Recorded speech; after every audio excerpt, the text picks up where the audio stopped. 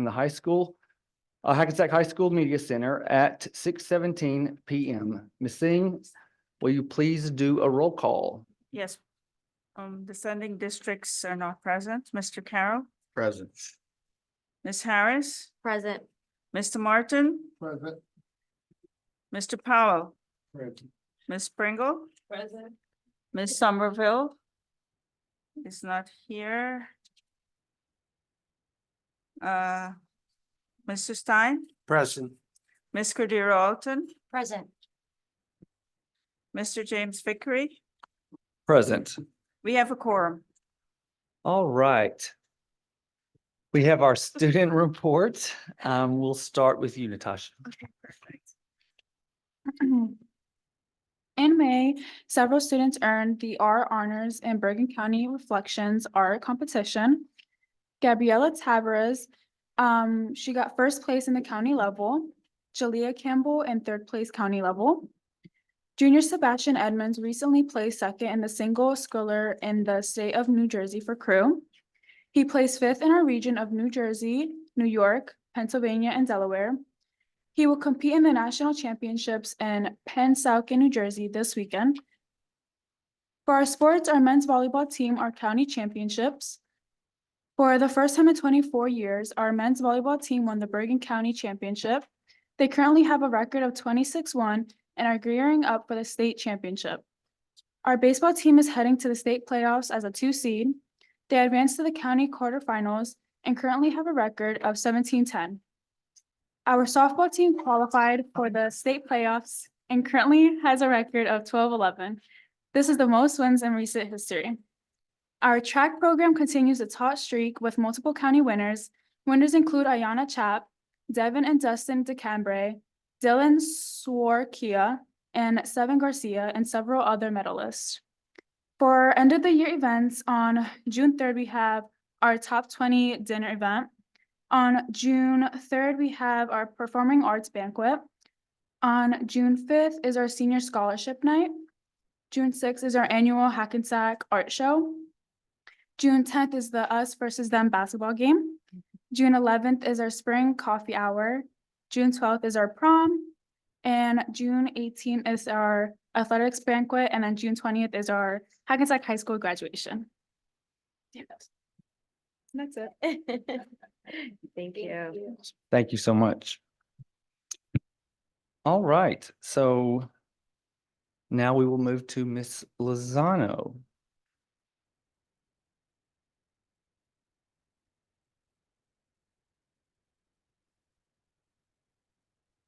Good evening. You hear me? Okay. Good evening, esteemed board members, Superintendent McBride. On behalf of the Hackensack High School administration, I would like to recognize the 2024 academic decathlon team. If they come forward, and Ms. Urso, please.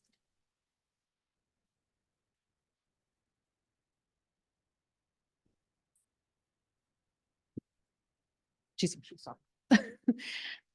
Our ACDEC team has been awarded the New Jersey State Board of Education Recognition Award. And tonight it is with great pride that the district is congratulating the team and their accomplishments.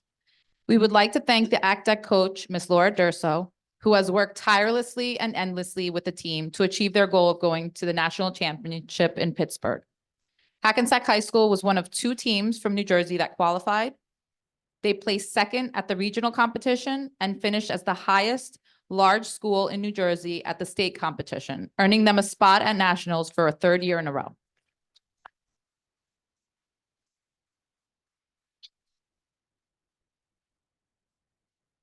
At the national competition in Pittsburgh, Pennsylvania, they placed 29th out of 60 overall and finished 9th in the large school division. Senior Josh Turi received a bronze medal in interview. Senior Viviana Villasella received 2 bronze medals, one in art and the other in social science. Junior Shruti Sangamkar was our BIT team's highest scorer, and senior Rihanna Jean-François was selected team MVP by the peers after receiving the highest score in speech at the New Jersey State competition.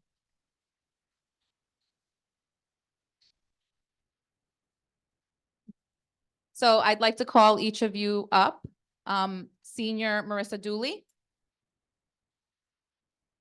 who's fresh from our softball game. Senior Rihanna John Francois is on the track right now. Senior Josh Turry is working. So is Viviana Velasella, so they couldn't join us tonight. Yeah. Busy kids. And now I'd like to acknowledge our juniors, Alyssa Cavallo.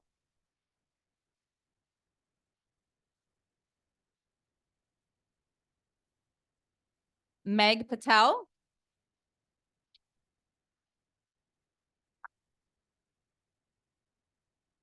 Camila Rodriguez.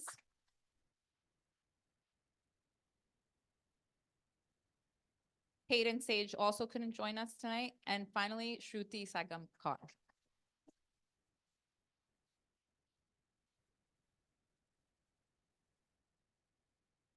And I'd like to, first of all, good evening, everyone.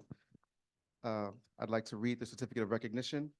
This certificate is awarded to the HHS Academic Decathlon Team, Hackensack High School, in recognition of outstanding achievement by the Bergen County Office, New Jersey Department of Education, signed Lou Delicio, Executive Bergen County Superintendent of Schools.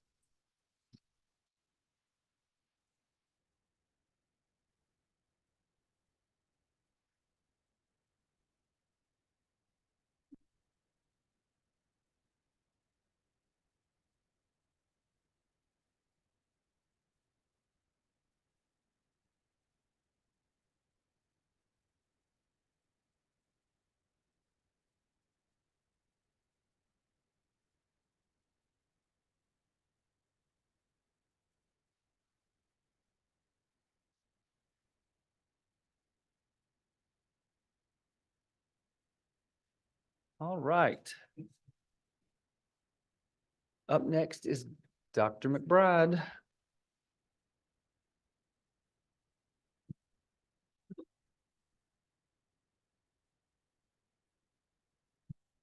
Good evening again. Is Dr. Whiting here? I thought I saw her a second ago. Please join me.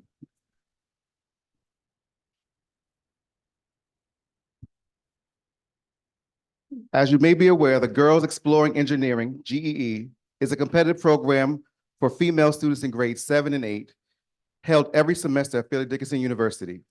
The program works closely with Hackensack Middle School to help identify exemplary STEM scholars who eagerly participate and enjoy advanced computer science and engineering. Taught by FDU professors and graduate assistants in the state-of-the-art STEM labs on the TNet campus.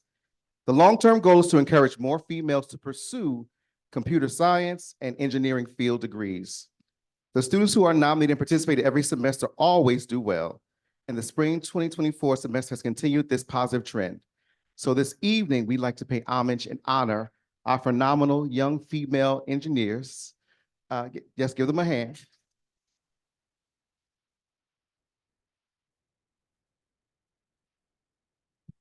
Who are redefining the industry that was once male-led. Girls Who Code, Girls on the Move are all ways that we are ensuring that there is equity, that are also empowering our young women to know that you can be anything that you wish to be. So today we want to give special recognition. So if I can have Dr. Whiting come and join me, as these are her scholars. Oh, sure. Oh, absolutely. Come on up.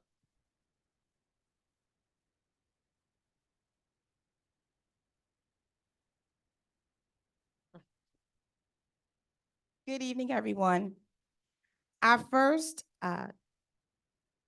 honoree this evening is Dulce Vargas.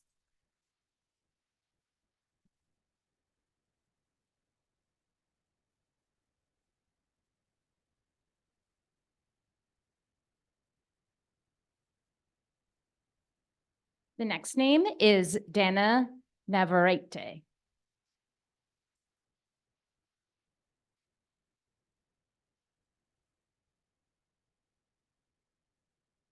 Rosalind Padron. Just dropping everything.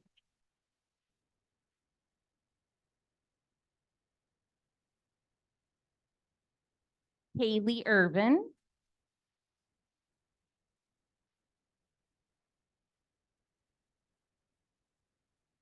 And last but certainly not least, Chloe Ellaby Hertilian.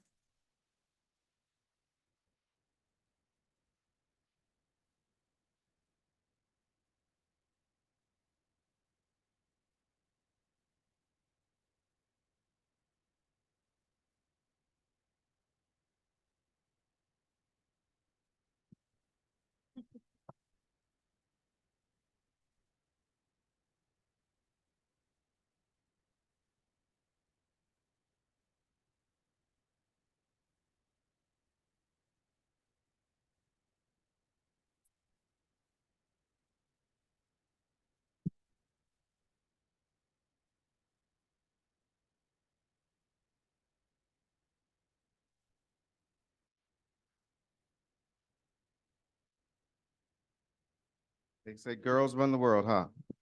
Amen. Amen. Speaking of girls running the world, this is the woman that helps run the world. And this is moving to our SOAR award. That is one of my now favorite parts of our board meetings. And this is someone who has been extraordinary in our district for many years. And you're never gonna not see, never gonna not, that's a bad sentence, but that's kind of the way I mean it. Always has a smile on her face, always working around the clock for our students, for our teachers, for our parents, whenever you need her. I remember first encountering Miss Berry at the middle school, and she is now at Hillers. And I have never been in a space where she has not brought joy and life to that space, and the people that she is around. The work that you do cannot be measured. The lives that you have touched over the years are you will never know the impact you've made. So thank you. We love you and appreciate you. So please come and get your award. Oh, Dr. Soto, I'm sure has some. I've never known her not to.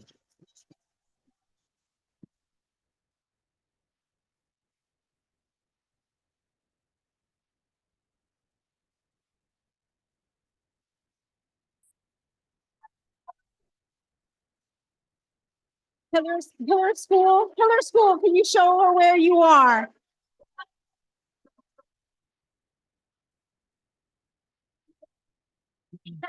Surprise! Good evening, everyone. Good evening, Board Trustees, Dr. McBride.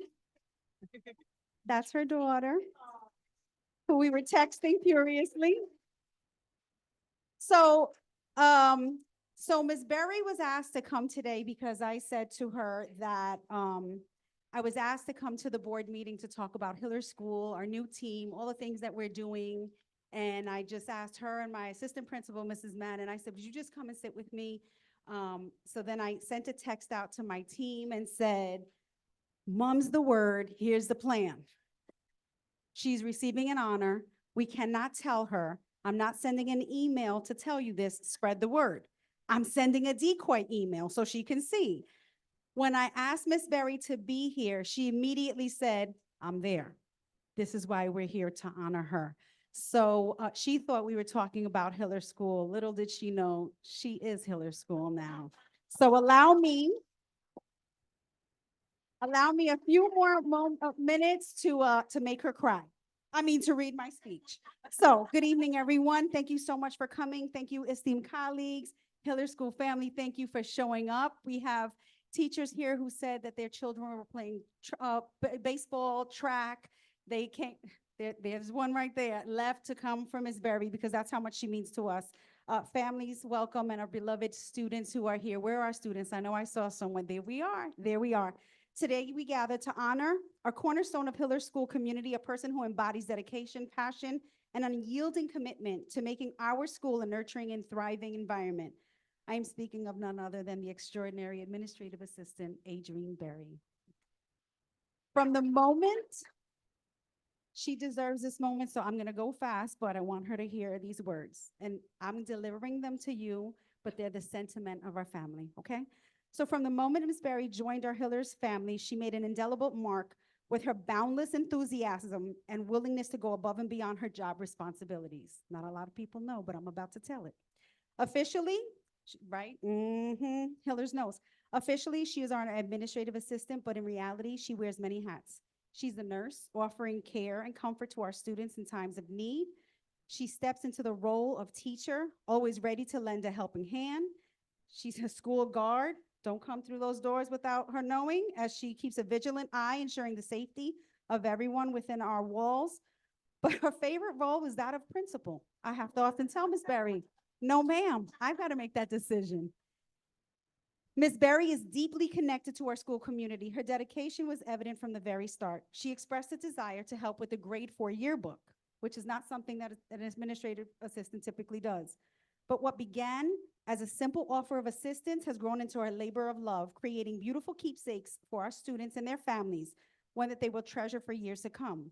What the students and families don't know is that she works on this project through the weekends. She's worked late at nights. She's worked as late as 3 a.m. She works through the Saturdays to get this project completed. And I only know because she may shoot me a text and ask me questions because she knows that I'm probably working. Her contributions don't stop there. Ms. Berry's artistic talents, right, shine as she decorates our hallways, creating a vibrant and welcoming atmosphere. She oversees the operation of all our copiers. Don't mess with them. She will tell you, leave them alone. The laminator, she plays a crucial role in managing our school budget to make sure that everyone gets what we have budgeted and planned for and some. Always forward thinking, she continuously seeks ways to make Hillers School the best that it can be. Ms. Berry's involvement extends far beyond her office duties. She single-handedly created the background for our Literacy Night play.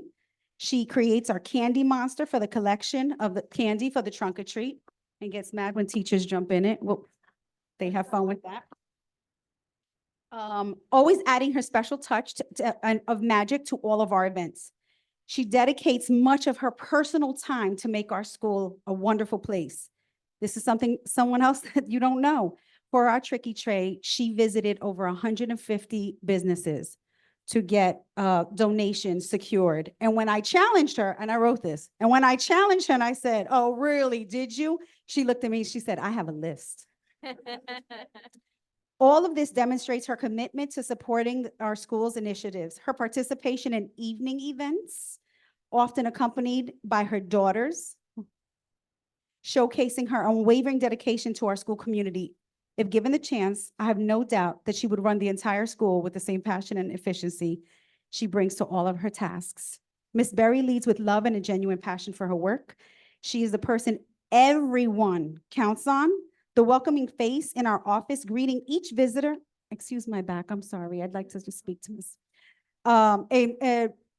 The welcoming face in our office, greeting each visitor with a warm smile and heartfelt, hello, dear. Hello, dear.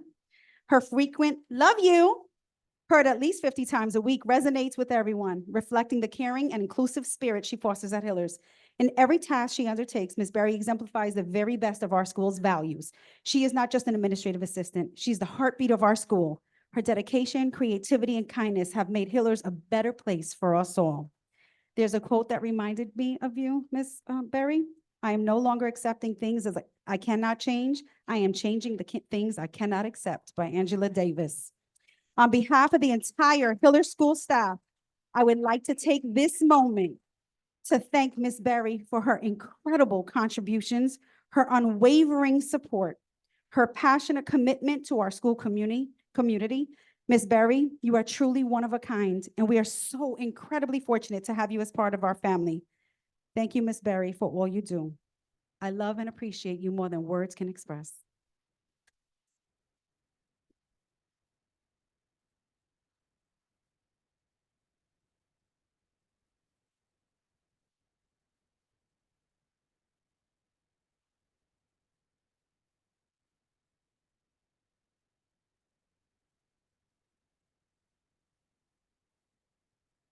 Ms. Berry, My grandmother always said,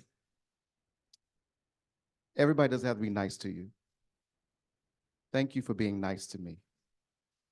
Everybody doesn't have to welcome you. Thank you for welcoming me. It's always difficult sometimes coming into a new environment. Just like a child coming to a classroom and doesn't know any students. But who you meet along that way can define your experience in that space. And so you were one of the first people that I met, and you hugged me from day one. And every time I come into your building, no matter what's happening, you stop and you're like, come here. And you give me a hug that I need. And it's a true testament of your spirit, because you have a spirit of giving and love. And I appreciate that, and I appreciate you. So congratulations on behalf of the district.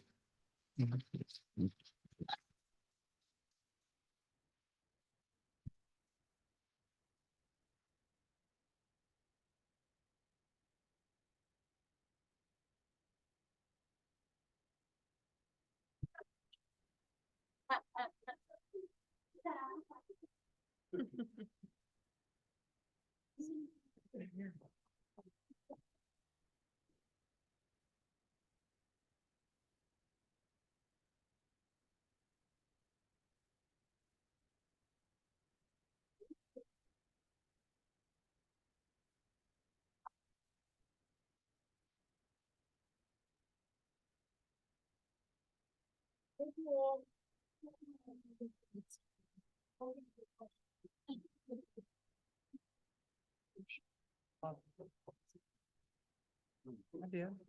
100% I did. You're confident? Thank you. All right.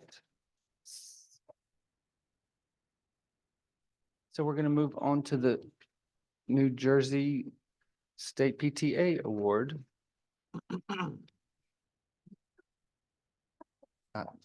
It's just Nancy Wallace. There she is. All right.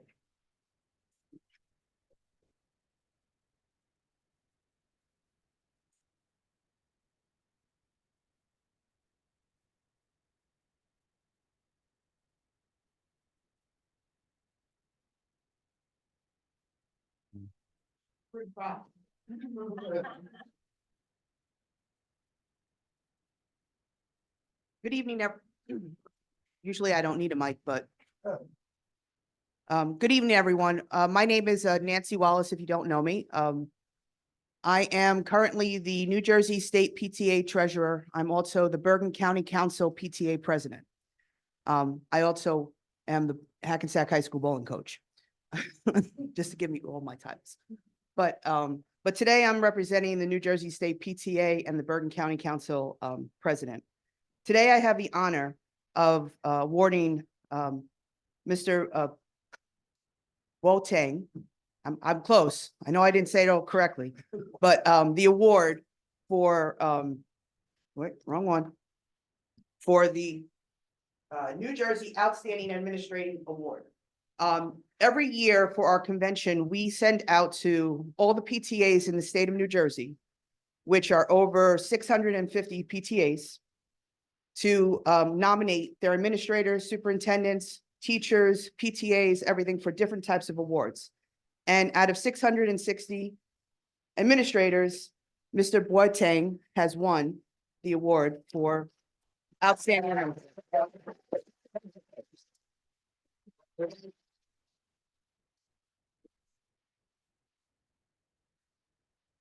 I just want to read to you what the PTA wrote about him. Since taking on the role of principal at Fairmount, Mr. Boateng has transferred the school into a vibrant and well-managed institution, earning constant praise from both parents and students. Mr. Boateng is a highly skilled and experienced administrator who has fostered a culture of collaboration and support. He is known for his exceptional ability to remember the names of every student in the school, and is always ready and available to assist them when needed. Every decision he makes is focused on his mission to provide a highly quality education and a supportive environment to every student who walks through the school's doors. His commitment to open communication is unwavering, and he goes above and beyond to ensure that this value is put into action on a daily basis. He is a great supporter of the PTA and never misses a meeting. He actively encourages other parents to get involved and welcomes all ideas brought to him with positivity and willingness to make things happen. Congratulations. You can put this on your desk.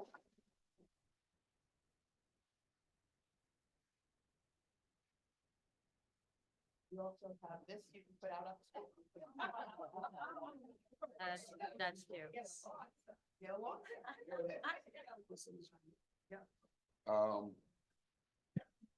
Wow, so I'm a little nervous. Thank you, Anna Madi. Couldn't do this without you. Dr. McBride, I told myself I was gonna give myself 25 seconds. Good job. So good evening, Superintendent McBride, board members, community stakeholders, colleagues, and most importantly, Fairmount School PTA. Special thank you to Fairmount PTA for this incredible honor. I have been a soldier and an advocate for students and families for 29 years, putting in work, giving it my all to help families. To say I am overjoyed is an understatement, especially given where I was 43 years ago when I came to the United States of America.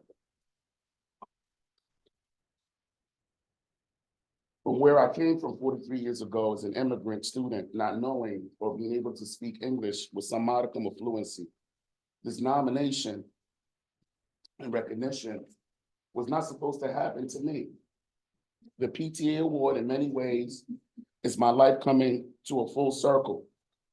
It means so much to be valued and recognized for the real work, the good work, and most importantly, the value I bring to my school community. Thank you for seeing that I am positively more than what you see on the outside, and that I am better than the false narratives being projected and disseminated about me. By far, this is one of the greatest accomplishments of my life.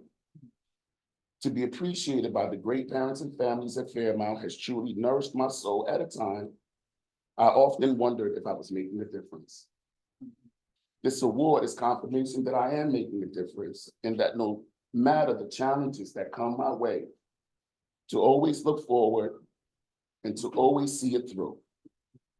Thank you again to Fairmount PTA for valuing and honoring a little kid from Ghana who grew up to become a man, a father, a husband, and a principal.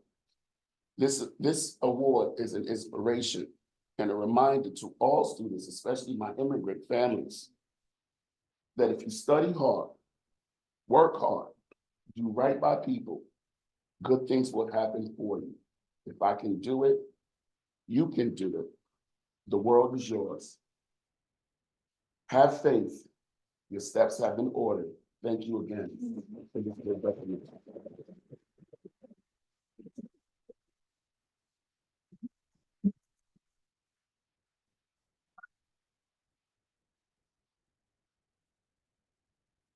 Now, I just want to make one little small comment.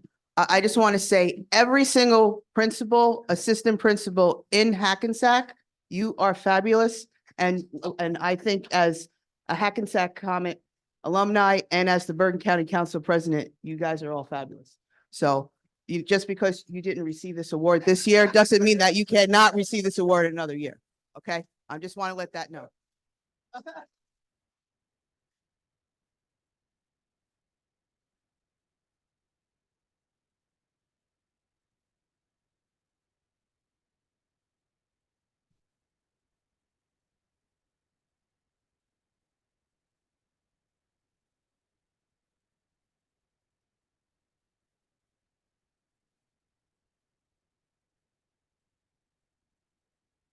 All right. Next up, we have Assistant Superintendent of Curriculum and Instruction for our mid-year report on our student safety and data system.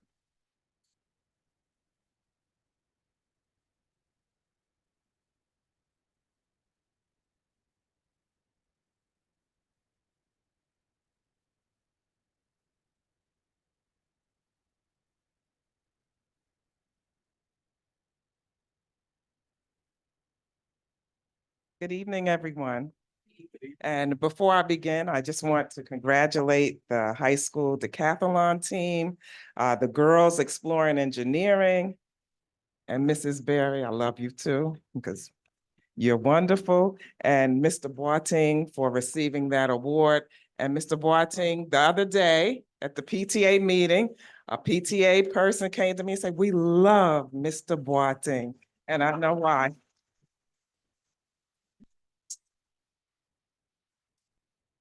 So today I'm presenting to you the Student Safety Data System report. This is the mid-year report.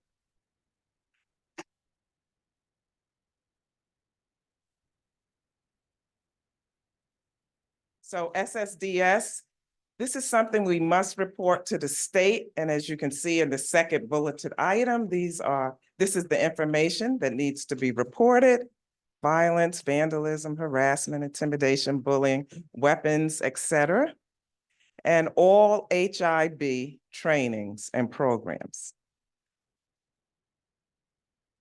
So we have to do the report twice a year. As I said, this is the mid-year report, and it reports on incidents that occurred from September 1st through December 31st.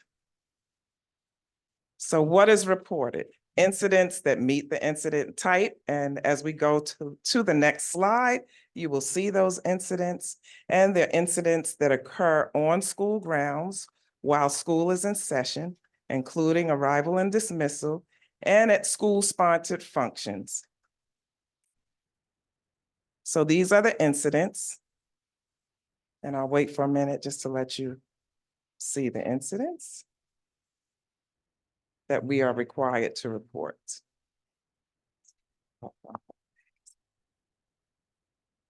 So as you can see, this is the data.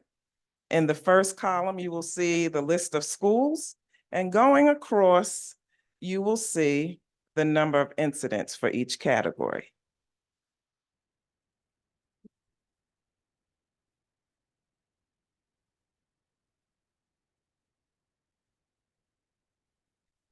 Now, how is our district responding to the data? We do a lot, and our schools do a lot to respond to the data, to make sure that our schools' environments are positive, students are getting along. And I have to say, we have some wonderful students in Hackensack.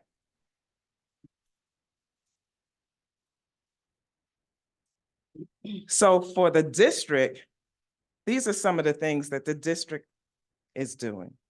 But on the next several slides, I will show you details about what each school is doing to continue to sustain a positive climate in our schools. And of course, you know, we have the SEL grant, and this is an important part. On this slide, you will see the trainings that have been completed thus far and some of the programs that each school has sponsored. Now we're on to Jackson Avenue School. Of course, I'm not going to read everything, but this is just a list of things that each school is either implementing, and you have dates there of when they have been implemented, just to continue to make sure that we prevent incidents from occurring. And as you could see, you saw a lot of zeros across, so we didn't. Fannie Hillers, Week of Kindness, Red Ribbon Week, Character and Redirection Education. Hillers Continued. Nellie K. Parker, a lot of work with HIB and the meetings, respect agreements, classroom lessons, and Fairmount, monthly classroom guidance, presentations on social emotional learning strategies and support, mindfulness, HIB training, respect agreements, parent workshops, a lot of school-wide activities. Middle school, Central Friday, Saturday intervention for students who need it, assistant principals, guidance counselors working together, a wonderful wellness center, parent empowerment nights.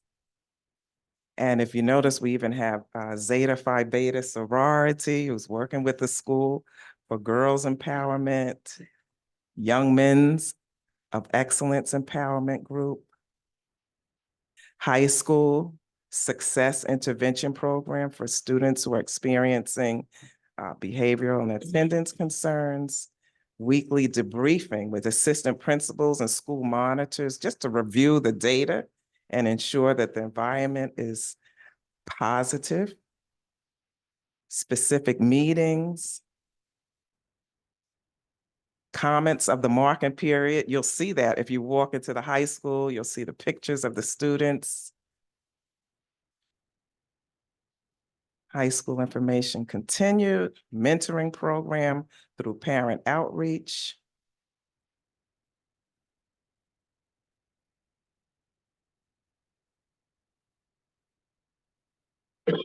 So you see that our schools are really doing a lot, and I just want to once again acknowledge the staff, all the administrators for working collaboratively to make sure that our schools have a positive climate. Thank you.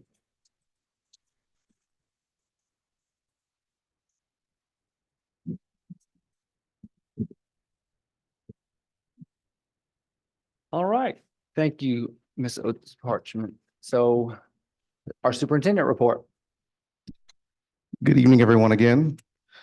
So I want to spend a little time before I begin the actual report to provide some information about some work that's been happening in the district that we're pretty excited about. Today was the culmination of a series of professional learning and planning for our literacy plan development group that involves teachers, leaders, district staff to build a comprehensive literacy plan that meets the expectations of ensuring that our students are having a rigorous experience in learning and are able to read. I heard the very first time I came to the board meeting, the requests to ensure that we are embedding the science of reading in our literacy program. And so I want to provide a little clarity to what has been happening and demystify some of the misinformation that was communicated during our May 1st meeting. So, and I'll ask Dr. Kaczmarek to join me to provide some detailed information about the program. So what has happened is over the past 3 or 4 months, we have worked with our consultant, Dr. Dia Bryant, to think through how we will ensure that all of our students have a high quality education, specifically around literacy. We met with teachers specifically and leaders specifically who are part of our work group. We had anywhere between 25 and 45 leaders, teacher leaders, who are part of the process. So when it was communicated that teachers' voices were not a part of it, I want to make sure that you have the real information today, that they have been an integral part of this process. Also, I mean, and I wish the teacher was here today because we had a feedback session where they actually thanked us for, in their 10 years being here, they have not had the opportunity to be a part of a process, to have their voices considered and think through the work that they actually are engaging in. But I do want to turn it over really quickly to Dr. Kaczmarek, who can talk you through what has been done in terms of professional development over the past few years, but more specifically, how we have engaged a variety of teachers, not just this group, in our process, as well as then communicate our next steps. Okay, good evening, everybody. Thank you for the opportunity to speak tonight. As Dr. McBride said, I just wanted to provide some information on what has happened with literacy over the last 3 years and then what we've done in the last 3 months. So for the last 3 years, the district has been utilizing reading units. That's all true. Multiple resources, both district provided and teacher supplemented in grades K through 8. Everybody has been implementing these units, and this is the data on the district-wide training and designated PD that has happened. So there's been PD that has been provided on designated PD dates, as you know, are identified through the district calendar. Some of those are district, some of those are school-based. Each elementary school has received 60 days of professional development over the last 3 years. 20 days per school per year for a total of 240 days. This training was school-based and included pull-out training, in-class modeling, in-class coaching, and one-on-one support for teachers. Teachers had the opportunity to sign up for trainings if they wanted to. Some cases they were participating through a schedule, and some days they were participating as they chose. Sometimes topics were determined by the work, sometimes the PD was determined by the teacher. In addition to that support, which was delivered through consultants, the district ELA coach has provided support in all 4 buildings at all 5 grade levels. And in 4 months of the beginning of this year, serviced over 37 teachers in one-on-one situations in their buildings. As we look to the 2024-2025 school year, as Dr. McBride mentioned, a team of teachers and administrators has worked 3 separate meetings, March, April, and May, to evaluate current curriculum, identify needs, identify strengths, weaknesses, areas of priority, and as we move to an evidence-based curriculum. We've reviewed 4 high-quality literacy curriculum resources and worked on implementation plans this afternoon. In order to gain feedback from a wider net, because as Dr. McBride mentioned, we saw 35 to 45 teachers in those situations, we conducted a district-wide survey of all elementary school teachers. This was also done at the middle school through the ELA supervisor. The elementary teachers had the opportunity to preview all 4 programs. They cycled through the schools twice, so 2 days at each school and then back around for 2 days. Teachers were provided the opportunity to complete a survey for feedback. And then last week, I was at all 4 elementary schools in one day and did focus groups with approximately 10 to 15 teachers to gain feedback. And our ELA supervisor, Ms. Cavallo, did the same at the middle school. So we feel like in moving forward for the 24-25 school year, we have a wide net of feedback. The district will finalize the decision over the next 2 weeks. We've narrowed down to 2 programs and are scheduling demos with the company so that people can be able to see what the programs look like through the company's eyes, get their formal presentation. And we would bring this to the board for approval in June with an implementation planned for September for 2024. You're welcome. Thank you. So again, I just wanted to honor the hard work of all those individuals who have been a part of this process. And again, because it has been very arduous, it's been a heavy lift. It's been a shift of mindsets. It's been some vulnerability. It's been some pushes, some shove. But we're thinking that we're able to create something that we all can get behind as a district, which is the goal. So it was very collaborative in nature. And collaborative does not mean that one side gets to dictate, but that we take into account everyone's ideas and viewpoints and try to reach some level of middle ground. So I appreciate all the hard work of those individuals who've been a part of this process. And we look forward to bringing you all a comprehensive literacy plan that is evidence and science research based. Second thing, so I've had the opportunity over the past couple of weeks again to continue on with my listening and learning tour. I met with the PTA President's Council last week and had what I feel to be a wonderful meeting as we were able to get clarity around specific information, but also to engage in conversation about the work and the things that are important to that specific group, as well as the Community Relations Committee as well, which we feel as though we're moving to really support being able to identify initiatives that allows the community and the district to work together toward a common goal. So that's been some amazing work. I'm thinking about, I talked to my first principal the other day. She reached out to me on Facebook and I contacted her back. Her name was Mrs. Atkinson when I was a newbie. And she would always say to me, before you come with a problem, come with a solution. And as I am talking, when I first came to the district, I talked about the idea of culture and what is the culture of Hackensack that was undefined. And as I've had the opportunity to go around, it's defining itself for me. But there also is allowing the opportunity for some shifts in our culture. If we are saying that as a district, we wish to move, we wish to grow, we wish to become one, then we know there are a plethora of problems. They've come before. Any of us have been here, myself included. The idea is that as opposed to bringing all of the problems, coming with the solutions, because not one person in this space has all the answers. Yes, I am the superintendent. Yes, I have some experience, but I do not have all the answers. But I'm willing to work to figure it out with those individuals who want to be a part of the solution. So I'm alluding to something that Mr.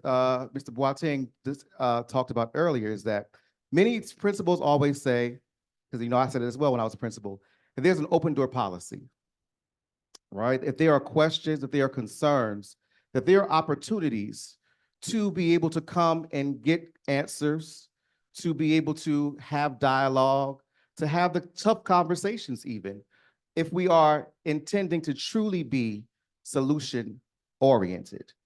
And that is where I think we are going to consistently push for, is that the idea is that we should not be necessarily delving into, parking lot conversations, Facebook, social media, that if there's a desire to truly change what is happening in this district, the way to do that is to bring the problem to the individuals who have the ability to start working or addressing them. I think as we're talking about forward movement, we can't do that if we're stuck in old practices. So this is the same charge I issued when I first got here is what I'm going to continually reiterate, is that we have to have a culture of high expectation, a culture of integrity, a culture of collaboration that is not divisive, that's not intended to break down and destroy the community, but to unify the work that we are trying to do. And even as I sit, I know there's some challenges with that mentality, but I want to make sure and I know you're getting to know me, and as I'm speaking, you get to feel about who I am, because I am an accumulation of my experiences. I come from a family of love, a family of kindness, a family of treating people well. I wasn't raised with a malicious spirit. I wasn't raised with backbiting. That's not who I am as a person. So I come to this work with the true intention of moving the work on behalf of children with the support of the adults. And as I said before, until we all get on one accord or in one step, all the individuals who don't benefit are our students. They are the priority. They are the ones who need us as the adult, because guess what? They are looking at us. We are the models of how we should be engaging and treating each other and working collaboratively, because they mimic that. And so indirectly, I'm speaking to the idea we've got to create a culture that is conducive to the excellence that we want for our children. That is the work, that is the charge, that's the commitment of myself and my team, and we need the community also. And I will reiterate to anyone, there's a song that says, "Don't ask my neighbor, come to me." My door is open. Anyone who's walked into the central office will always see, guess what? My door is open. So if you're asking about, and I'm going to be very specific because that's who I am. If you're asking if Dr. McBride doesn't support athletics programs, that's not true. I'm in full support of the athletics program, so much that I want every grade level to have access to sports and activities. Yes. I'm committed to it so much that I want to make sure that girls have the same amount of opportunities as boys. I'm committed to it so much that I don't think it's right that girls have to change in the bathrooms and the boys have something different. And I'm committed to ensuring that. So despite what you hear about me, and I try not to pay attention to all the stuff that happens, because until someone says it to me, it doesn't exist. I want to make sure that if you have questions about where my mindset is, what I am thinking, I have no problem opening my door to anyone. Take the title away, take the suit away. I am Thomas McBride. I am Gertie's grandson. I am Liz and Tom's son, and I know who I am. And if you ask me, I will tell you. And I wanted to make sure that I had this conversation with the community. because I know there's a lot of community conversations about me. And I get it. I understand because I'm new. You don't know. So the only way you know is by me communicating that to you all. So please, if there is something that you want to discuss, you have an issue with, you want, ideas around, or by all means, the door is open. So with that said, I'd like to also highlight, we had an amazing HEA retiree dinner last week that we all participated. We danced a little bit, had a good time. We have our honorary breakfast tomorrow for our teachers of the year and our paras of the year as well, I believe. Tomorrow morning? Is that tomorrow morning? Luncheon, yes. Our NJSELA has been completed. So that is, thank you to all the teachers, all of our testing coordinators, all those who made that possible and got this done with no issues. And now I'll go to the actual report. So enrollment report, we have 1,747 students at the high school with a 96% attendance rate. Sure. Middle school, we have 1,429 students with a 97.06% attendance rate. Fairmont, 521 students with a 97.81% attendance rate. Hillers, 451 students with a 96.82% attendance rate. Jackson, 394 students with a 96.53 attendance rate. Parker, 572 students with a 97.35 attendance rate. And ECDC with 184 students with a 94.05 attendance rate. So as a total district, we have 5,298 scholars with a 96.53 attendance rate. So we are coming to school, keep coming to school, even in these next couple of months and weeks. Encourage you all to come. Next, we have our residency report. In April, we had 7 cases received, 3 verified, 4 in-home visits unverified, 0 students withdrawal as a result of residency investigations. Lastly, our HIB, we had 3 founded, 8 unfounded, 11 total, 4 pending, and 2 preliminary determination not to be HIB. And that concludes the superintendent's report. All right, thank you. Now we will move on to public comments. The board not only welcomes your comments, we want to hear them. All participants, we ask that you sign in when it comes to be your turn. We ask that you state the following: your name, your municipality, and any group that you might be affiliated with. And if you name several, we're going to ask that you say which hat that you're speaking from, that your comment is coming from. So for example, if you say that you are a teacher, a resident, you graduated from the class of 1984, you are a parent and whatever. If you're speaking as a parent, it is important that you identify that you are a parent. If you're speaking as a teacher, as a union member, as a graduate of 1984, we ask that you clarify which comment that you're speaking from that night, tonight. Each person has a limit of 3 minutes. Please direct all comments to me as the presiding officer, and all responses that are appropriate to be responded to will be held to the end of the public comments portion. So who's up first?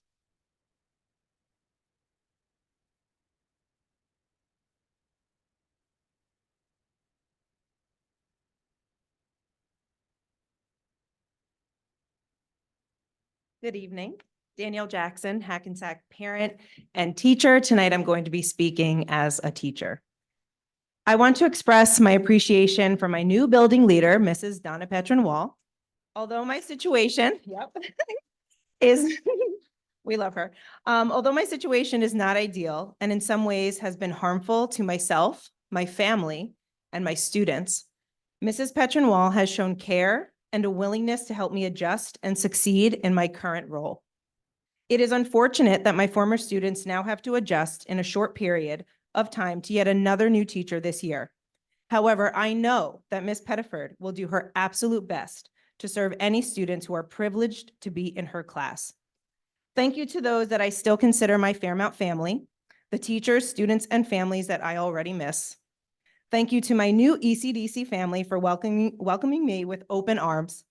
Your support is deeply appreciated. This former first grade teacher looks forward to learning all I can about preschool. Thank you.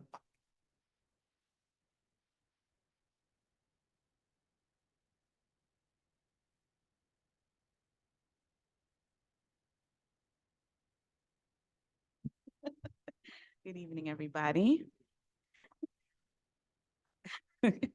My name is Felicia Pettiford. I am a teacher at Fairmount. And I'm here tonight. Actually, I still represent ECDC because that will always be home. Thank you guys, we love you. My para is here tonight with me and I love her to pieces, Ms. Gonzalez. But I'm actually here tonight to express my anger and my hurt and confusion in regards to my recent transfer of assignment to Fairmount Elementary School. Fairmount has been wonderful. It's not a reflection on the staff or the admin there, but this whole transition, which came unexpected, has definitely rocked me to my core. I was basically given an email on a Thursday, report to Central on a Friday, given orders that were effective on a week from that time. To say that I was hurt and flabbergasted and stunned was an understatement. Even though I was given reasons for this transfer, I don't feel that that was enough considering the damage that it's had my students, myself, my colleagues, and all involved. My students don't get to have closure with the teacher they've had all year. I don't get to have closure with my colleagues. I've been an early childhood educator for over 17 years, teaching 3, 4, and 5-year-olds. And the last 5.5 of those years have been at ECDC, where I was proud to be one of the dedicated staff members there. I was transferred to a first grade class, a grade I've never taught before and have no experience in or formal training in. And as wonderful as the new admin and staff have been, it's still been very overwhelming and stressful. I kind of feel like I've been thrust into September mode in May. I think it would have been more understandable from my perspective if this was done in January of this year or perhaps in September of 2024. To take me from my students, their families, and my colleagues with less than 6 weeks left in the school year, to me seems very cruel and a poor decision that's having lasting repercussions. My colleagues and my students were devastated when they learned that I was leaving, and I couldn't really explain to them why. Myself and my para have worked really hard to help our students overcome many social, emotional, and academic challenges, and this transition is causing unnecessary stress and regression into behaviors that had decreased tremendously. Being that ECDC is often many families' first experience with Hackensack Public Schools, situations like this don't leave families feeling confident in the district's ability to care for their children. I don't understand how this is putting students first. And to be quite frank, it makes me feel like a commodity that's easily traded instead of a human being and professional that deserves the care, courtesy, and respect that I have demonstrated to everyone in this district. I know that we all have different roles, but I just pray that you consider that when you make moves like this, consider the people behind them.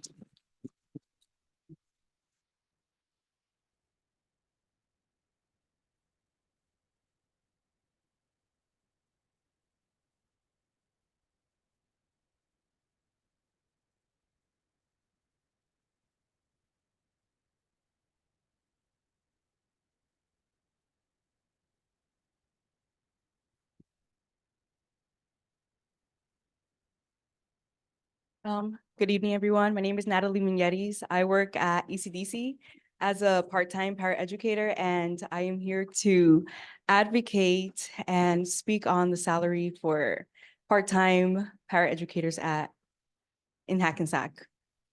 So I am writing to bring attention to an important matter regarding the salary of part-time paraeducators within our educational system. As employees committed to providing quality education, it is crucial to recognize the invaluable contributions of paraeducators and ensure we receive a fair and competitive salary for our dedicated work. As of right now, there are some part-time paraeducators that get paid more than others. It is unfair that although we hold the same job positions, we can't receive an equal pay. With that being said, there are two certain matters I would like to speak on. Firstly, in the state of New Jersey, there are other towns such as Fair Lawn that pay their paraeducators $30 per hour. My question is, why is it so hard for Hackensack to pay their part-time paraeducators more and to give them a raise? Hackensack is a well-funded town, having lots of students in the school system. Us as Hackensack part-time paraeducators are asking to get paid at least $32 an hour. In Hackensack's Early Childhood Developmental Center, ECDC, it is mainly filled with special needs children. Many part-time paraeducators, including myself, work in ABA classrooms and know it is not an easy job. It takes a lot of mental and physical strength in order to work in this job. Secondly, I would like to bring back the consideration of full-time paraeducators, not only because we deserve it, but because we would like to receive the benefits. More full-time positions for paraeducators should be considered and be open, mainly if you guys want, based off of seniority. Us as paraeducators play a vital role in supporting the academic and developmental needs of our students, often working tirelessly to create inclusive learning environments and providing individualized assistance. Despite our significant impact to our student success, many of the part-time paraeducators are facing financial difficulties, having to have two jobs. I urge the Board of Education to consider the proposal seriously and to use their true common pride by listening to our paraeducators' needs. Thank you for your attention to this matter. On my behalf, Natalie Mignetis, and to all of the ECDC part-time paraeducators.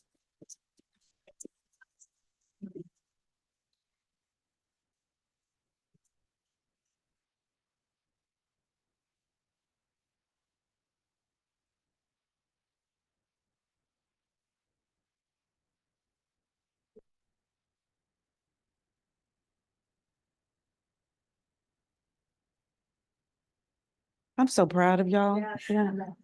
I wish you were in our bargaining unit. Well, we'll have to talk about that. Oh, no, I'm not the president anymore. Sorry. Donna West, Hackensack resident, Hackensack employee, Hackensack community person. I will speak tonight as the teacher. Thank you, Felicia. Danielle, your words were very nice. Felicia, I wanted to highlight what you said because I too am concerned about the transfers of staff in May with less than 30 days of school left. Felicia told me her story. Her children, who were like 3 and 4 years old, were grabbing at her legs, crying, asking if they could go with her. My thing is, we say it's about the children. So you're going to hear me say this a couple of times tonight, make it make sense, because that doesn't make sense. ECDC, I have been here 29 years, and for those 29 years, I've heard it called a program. So now we would like to know, is it a program or a school? Because I want to know how we can hire a principal for a program. The custodians are not a part of our unit, but I do want to speak for them now as a community person, because sometimes in the building, we complain about things that are not done in the classroom. Well, I recently found out that when a permanent sub or a full-time custodian is absent, the sub only works for 4 hours. So I want to know how they are expected to clean and do what it takes the permanent custodian to do when that custodian has a full shift and this custodian only has 4 hours to do it. And then the last thing, because I was listening after Dr. McBride's presentation, and last month or a couple of weeks ago, there were comments by the board trustees, one in particular that really bothered me about, and I'll quote, "If I saw those scores and that was my child, we would be having a different conversation." And I thought about that because I think we can make data say what we want it to say. We're talking about a co-principal model. The school that we were compared to is predominantly white, so that doesn't match. That's apples and oranges. We talked about chronic absenteeism, but we look at our demographics. We have parents who work 2 and 3 jobs. So if the little one that's in elementary school usually is sick, who do you think is going to watch those children, right? The middle schooler or the high schoolers. So let's just make this make sense. When we put data up, I understand that we've been working on our test scores, but let's also think about the fact that we've had program changes, leadership changes, morale is an issue. I mean, so I commend you, Dr. McBride, for the things that you say that you want to see happen, but I would like to see more the money being put where your mouth is, okay? And so when we put this stuff up there and we put it out to the public and they start asking us questions, I don't want us having to lie because we put the data up there and we make it say what we want it to say. Let's make it say what is true. Thank you.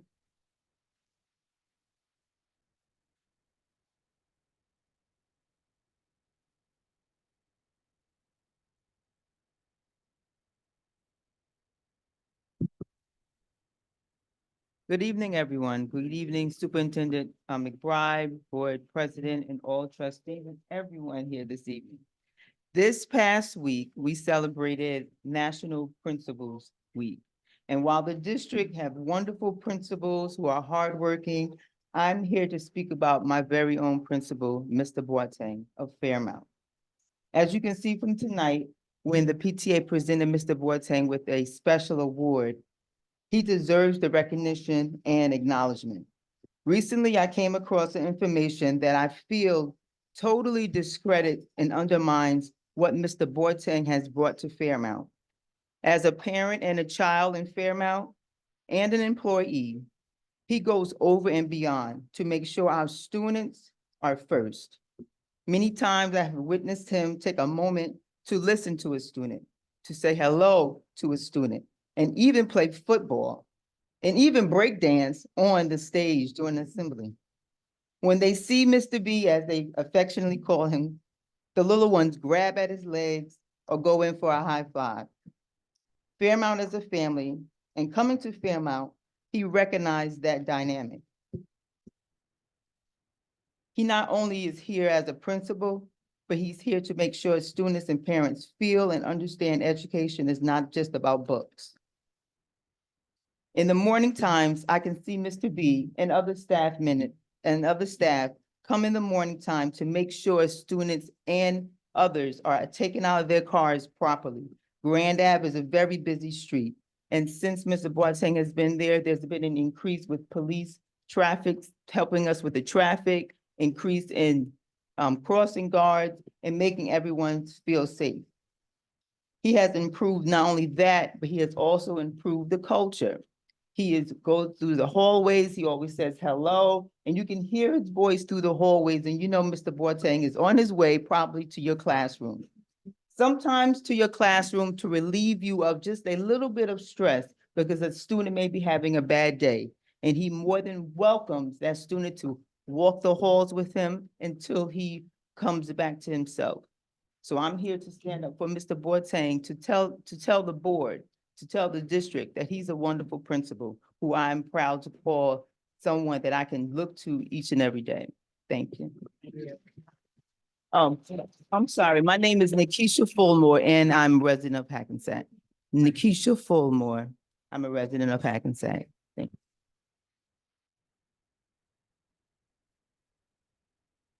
you. Good evening, everyone. My name is Noreen Bhatti, and I'm a paraeducator in ECDC. I've been in the district from last 14 years. I started in middle school, and then I was moved to ECDC.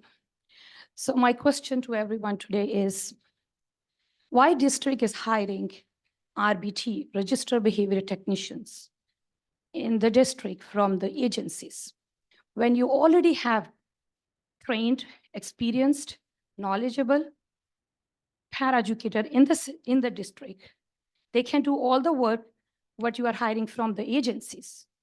And these are called paraeducators. So if the concern is registered behavior technician and I'm holding their certificate, and there are other paraeducator in Hillers, in Parker, they are holding this RBT certificate, And we can train our new paraeducators in the ABA field if we are putting the data in the system. If I'm training a newcomer teacher, like if she is a PSD teacher, but ABA is a different field. So if we can train our new educators, like to put the data in the system, because the rethink, you have brought this platform. So you put the data in the system, you deal with tantrums. So if you have experienced people in the district who are giving you more than 10 years, why you're hiring from different agencies for 10 months or 6 months? This is my concern. That's my question to everybody. So I will ask you, why, if we are considered a family, why you're not giving the opportunity to the family members first? Why are the strangers and outsiders? Give the opportunity to the paraeducators who can train your new paraeducators and train them how to handle the behavior, how to put the data in the system. So then you have a better, education system. But if you're hiring different people, they don't know the kids, they don't know the system, because every district is using different platform, Motivity, Catalyst. We are using Rethink. So I'm working in an agency which I have to put the data in for 2 hours therapy. So I'm doing the same thing in the classroom, but I'm also training my other paras how to handle the behavior. So when the pay scale is different for a paraeducator that is from the outside the district for an agency, that hurts. When you are doing the same job, but you are on the different pay scale, that hurts, really hurts. Thank you, everyone.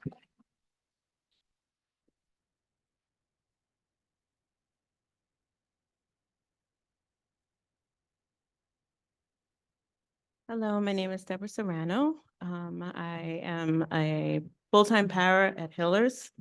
I've been doing ABA with kindergarten for, I'd say, about 15 years. I was hired, my first teacher was Dr. Soto in kindergarten, and she taught me a lot. I just have to say, in support of ECDC, I've had an RBT, we've had RBTs, never showed up for work. Came in when, some come in when they like to. Didn't care about the kids. It hurt my heart. I know these ladies work hard because I work hard. And you get hurt, but you do it because you love the kids.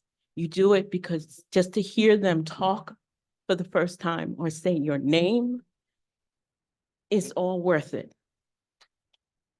But we need more support.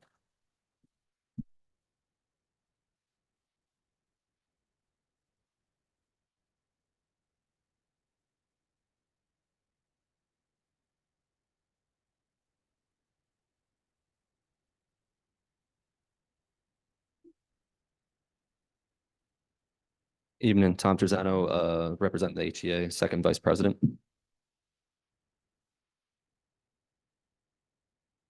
Oh, no, I'm just waiting for the clock to start. There we go. All right, cool. So I was sitting in a meeting earlier today, and one of the things that I ended up offering to the meeting was a little bit of common sense insight. It's very often a part of a communication stream that it's not only what you say, but it's also important to look at somebody to see how they say it. Then also it ends up taking a certain amount of emotional imagination to have a productive conversation about, past that. You have to look at the person and consider their history, consider the context of the moment, consider all outcomes and how those might end up impacting the community in which you're speaking, right? It takes an openness, it takes a little bit of vulnerability. It definitely takes a healthy dose of transparency so that all stakeholders in the conversation understand each other's perspectives, right? And it ends up making for a better communicative environment in general. But now I'm going to shift the focus just a little bit using the same terminology, right? So I think that the pivot that I'd like to make is maybe to consider what it is that you do as community leaders, and then what it is you do when you end up, or how it is that you do it when you end up making the decisions. So the questions and the interrogatives essentially are the same, but the process, in a sense, will be similar. Does it have the same imagination in your decision making?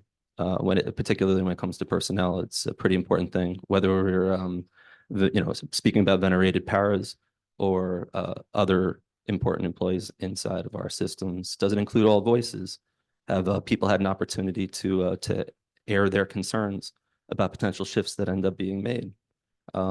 Does it possess the emotional imagination in terms of the impact? We listen to the concerns of the adulation of children, whether it's clinging to the legs of a principal or it's saying goodbye to a teacher in a classroom. I mean, both same scenarios, completely different contexts, right? It's essential to think about things like that. Is there a transparency evident where everybody who's involved in the decision-making process is open about that? If we can't answer each one of those questions and address each one of those questions, there might be a flawed process involved. And if there's a flawed process, it has to be addressed. I'm optimistic that we'll be able to avoid flawed processes in the future through considering these kinds of things. And then I'm also optimistic that we have the power inside of the leadership in the room to address perhaps some perceived or actual slights that have existed in the past. Thank you very much.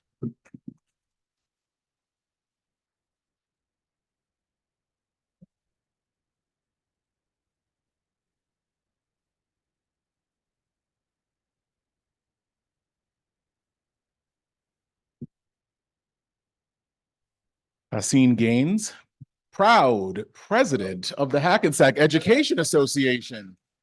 And it is an honor to represent my dedicated educators who are on the front lines of educating our students and their families. Whether we live in Hackensack or not, we are all vital members of this community because when our guardians and parents engage with our schools, it is often because of an event that we've planned, a sport we've coached, an activity we advise, an award we've given, or a phone call we've made home. Those of you who know educators in your personal lives know that we think about, talk about, and are always working on our jobs far beyond the hours of 8 to 3. We take our responsibility to our children and their success very seriously. I hope to strengthen relationships and maintain open lines of communication with our colleagues in administration, and I hope that the board will take a more active interest in hearing from and genuinely considering the perspective of those who have the most direct impact with students. There's an old saying, nothing about us without us. Just as we consider what our students tell us about how to best support them, the voices and experiences of our teaching staff are vital. And it feels too often like there's a chasm between the board and those who are impacted by their decisions. We say we want more community engagement for families to be more involved and more informed, but the September board meeting is on the same day as the middle school's back to school night. November's meeting is during the elementary school's parent-teacher conferences. December's is during the conferences at the middle school. Now, I don't think the board counter-programmed intentionally, but when members of the staff and the community said Mondays were chosen because they were clear days, it didn't much matter what we had to say. And now there are conflicts. So this open door that Dr. McBride spoke about, those parents can't use the open door on those days. We understand that the middle school has needs. And to be clear, everyone wants for those students and all of our students to succeed. But the solution can't just be administrative. 25% of the teacher's supply budget at the middle school was cut for next school year. And those are supplies that go into classrooms that directly impact students. There should be stipends for after-school tutoring, Saturday school that isn't for discipline, but for education, and summer school for extra support. These things would cost money, but they would have a direct impact on our students and be a worthwhile investment. When the administration needs more support, they get it. They get more administrative assistance. They get things taken off their plates. Sometimes even a job is split in two at double the cost. But our teaching staff needs support too. The difference is we don't always have the ear of the administration of the board that the administration does. There is no conversation. There is no open door. We get 3 minutes and then we get the hook. So I ask you to truly listen and consider when we speak with these 3 minutes. Consider the impact that your actions have on us because they impact our children directly. Thank you.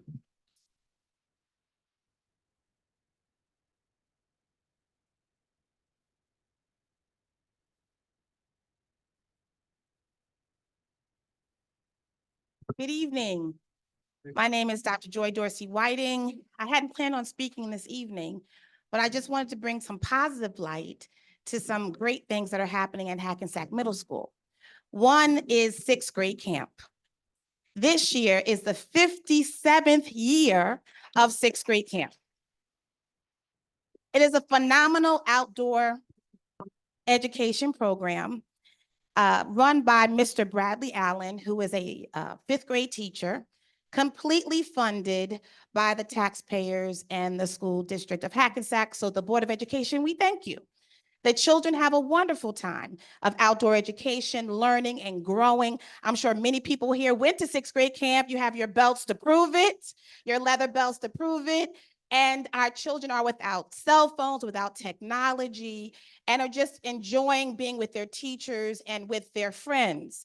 And I just wanted to share that because a lot of times there's a narrative about what might not be going right or what's not positive, but it's a poor dog that doesn't wag his own tail.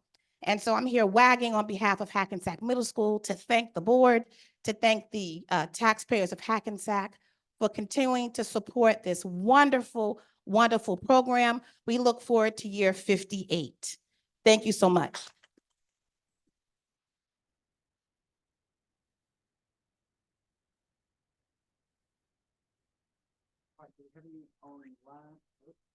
Online. All right, Mr. Jackson, go ahead. Yes, thank you so much. Good evening, everybody. My name is Tony Jackson. I suppose I am speaking first as a parent. I'm sorry. No, you know what? Let me speak as a teacher. I'm so thankful that my extremely well-versed and articulate colleagues before me captured most of what I needed to say. Mr. Tuzano and Mr. Gaines. I was struck by the quote, before you come with a problem, come with a solution. And while I respect what I believe is intended by that, I think that it really should be noted that often many of us come to this platform, which we are told is the place to bring these issues. We're told that this is where we'll be heard and that things will be addressed in the manner that they need to. However, time and again, this doesn't happen. And as we've said on multiple occasions, I know you've heard my voice many times saying that I have not been heard specifically. My colleagues have not been heard. Things are not addressed. Things are talked about behind closed doors and rarely make any kind of a peek into the light. And so it is frustrating to hear that we're being told we need to come to this open door. Respectfully, I don't know where your office is. I don't know where your door is, Dr. McBride. But if I am invited, I will absolutely show up. I think that when those of us that are teachers are speaking, our doors are always open to anyone up there. And so if there are problems that we're highlighting, it may be because we're humble enough to say we need help finding the solutions. And if we don't highlight the problems, that may not happen. So please listen to us, even if we are citing or bringing problems. It is not just because we want to complain. It is because we are a part of and we care about this community of learners, of families, of staff. And so we need that help. When we come to you, it is for a reason. One thing that I wanted to ask is if it can be clarified, maybe at the end, what is the chain of command? We've been told in the past not to directly speak to board members, to set up an appointment. I've had to speak through HR in order to speak to leadership. So if it is possible that we're able to come to you in another way, then that needs to be shown. And that needs to be set as precedent, because right now it is not what we see. So please, yes, recognize that when we are coming to you with problems that we see, it is not because we're trying to complain and dwell on problems. It is not that we're trying to make the district look bad in any way. It is that we are trying to highlight something that needs to be addressed and fixed. And if we can be a part of that, we need to know that. Thank you.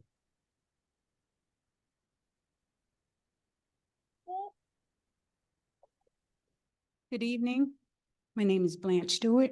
Most people know me as Candy. I am a graduate.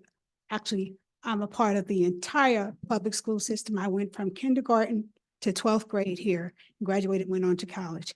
I am a member of the work group, but I'm speaking now as a taxpayer and a member of this community that I love. What I hear here is a lot of lack of communication between teachers, board, administration, community. And I think that needs to change. I have come to these meetings for years. Haven't been here in the last few weeks because they've changed to Wednesdays. And if it worked on Mondays for most people, it needs to go back to Monday. I know in the Black church, there's Bible study and prayer service. I don't know about other communities, but I thought they changed to Monday because when it was on Tuesday, it conflicted with the city council meeting. So I think the best thing to do is to go back on Monday. But I also think a suggestion is also to move, to go to the school district so you can get parents that are right there in that neighborhood. Used to move from school to school for those board meetings. This came in here. I see people sitting there. I had to find a seat. I remember when it was in the auditoriums. That needs to be adjusted. But one thing, you really need to listen to the people. You need to communicate with each other. And I didn't plan to speak, so I'm kind of like rambling here. When we go to the city council meeting and there are things on the agenda and they will say, you can get up and speak on this particular thing only. There's a communication between the city council meeting and the people speaking. You don't wait to the end to get a response. You know what the response is right away. Years ago also, you had a portion where you could speak at the end and at the beginning. But when we're speaking, before we know what your ideas are about, what you're voting on, I mean, it's on the agenda, but you have no collaboration or communication with the people who are speaking. So I hope you would reconsider that and reconsider moving it back to Mondays. Thank you.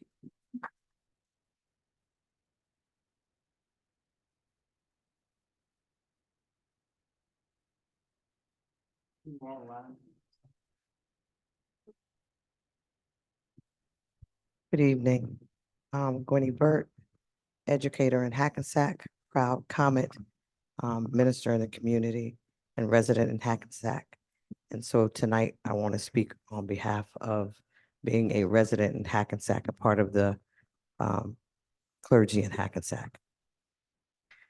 Come to board meetings and we hear a lot of conversations and a lot of going back and forth. And what I notice a lot of the times is comments are made by the public, and then the comments that are made by the board or administrators are kind of combative to those comments which are made by the public. We've seen also that there are conversations that happen between board members that are not necessarily as pleasant sometimes, because it seems like you haven't had a conversation behind closed doors first before things are said. And so you end up saying some things and you look like you're a little ruffled and a little annoyed with each other, but yet and still you can make comments that are not so nice sometimes, Dr. McBride, to other people. We've heard, I didn't say nothing about you, so you can breathe. And so the reality is that the same respect that you guys want from us is the same respect that you need to show us when you talk to each other in front of us. And so we're just saying that we would appreciate if you guys kind of iron out the ruffles before you get here. So if nothing else, I've always been taught that you give a united front, and it needs to look like that when you come out in front of the public. As part of the clergy, I want to just say that we talk about wanting to be connected to the community. Cannot be connected to the community if it only happens once a month on one night that most people aren't available. And so if you want to be connected with the community, perhaps maybe ask a church if you'll have a town hall meeting or something where you can actually talk to the community and not just a few who are able to come or aren't able to come at a board meeting. This change from Monday was a big, big hit. People don't want to admit it, but it was. And there are a lot of people who can't come. And so right now, several of us are supposed to be in Bible study on nights that we teach, but we have to alter the schedule on the nights that we teach to make sure that we're in Bible study. And so we're missing the food that we need in order to do the job that we're paid to do. And so it makes it very difficult. We love Hackensack. I love being a comment. I love teaching in Hackensack. Nothing makes me happier to be a teacher in the classroom that I was in when I was a third grade student. And so I love what I do, but I need to know that what I do is respected and that what I do is appreciated. And we need to know that we have your back and that you are supporting us. And so we need a little bit more than you saying hello to us when we're in a meeting. But if you see us on the street, that you actually speak to us. We need to know that you really are caring, that you show up a little bit more at a program at our school, not just to show your face and to leave, stay till the end of the program so that the kids know that they are really appreciated what they're doing. And so I don't know, Hackensack has been a great district all my life, and I'd like to see it continue to be so and even better. Have a good evening.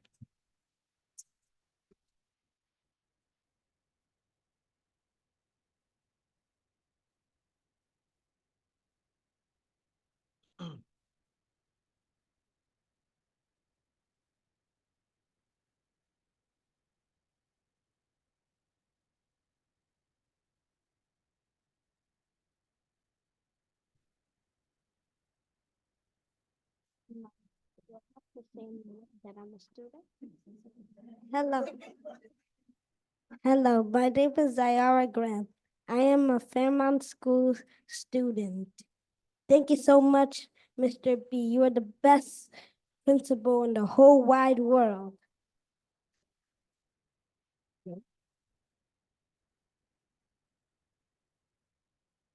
Thank you so much for helping us and making sure that we're doing the right things.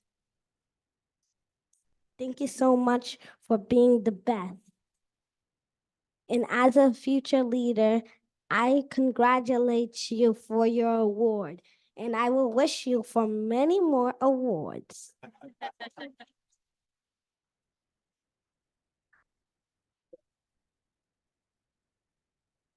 Thank you so much for your time. Bye, Mr. B.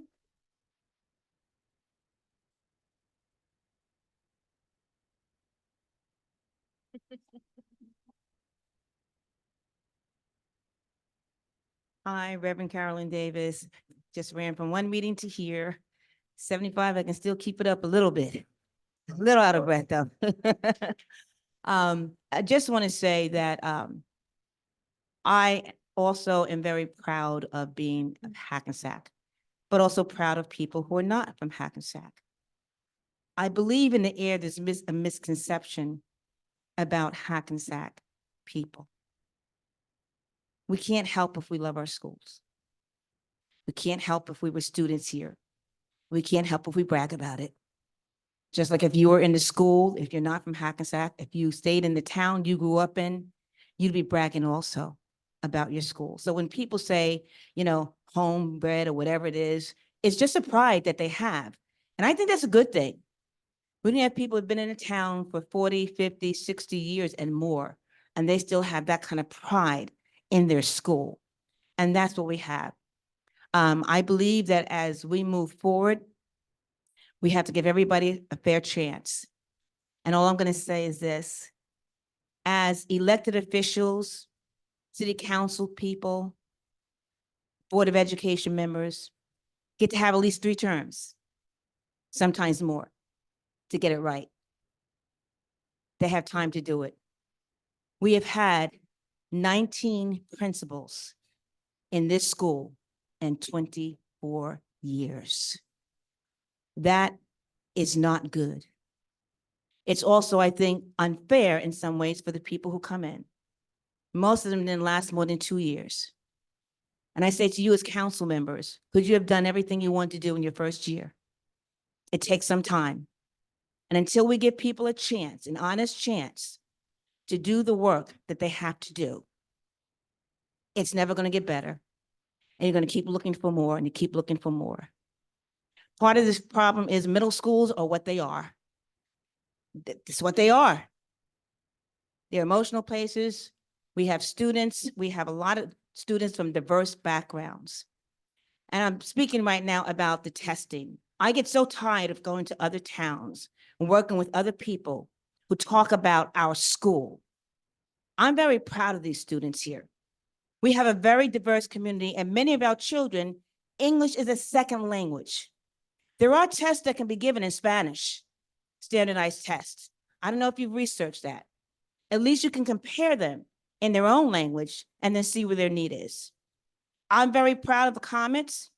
I stand up for our school everywhere we go. When people want to say Hackensack school system isn't good, you can't compare us with a school, Mawa or somewhere else.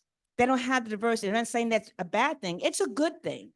But you have to understand what we're dealing with in our schools. And these children are already stressed out, and then they have to take tests in a language they don't understand. So I'm proud of Hackensack. We need to look at other things besides looking to the administration all the time. We have to change with and maybe with other ways to educate our children.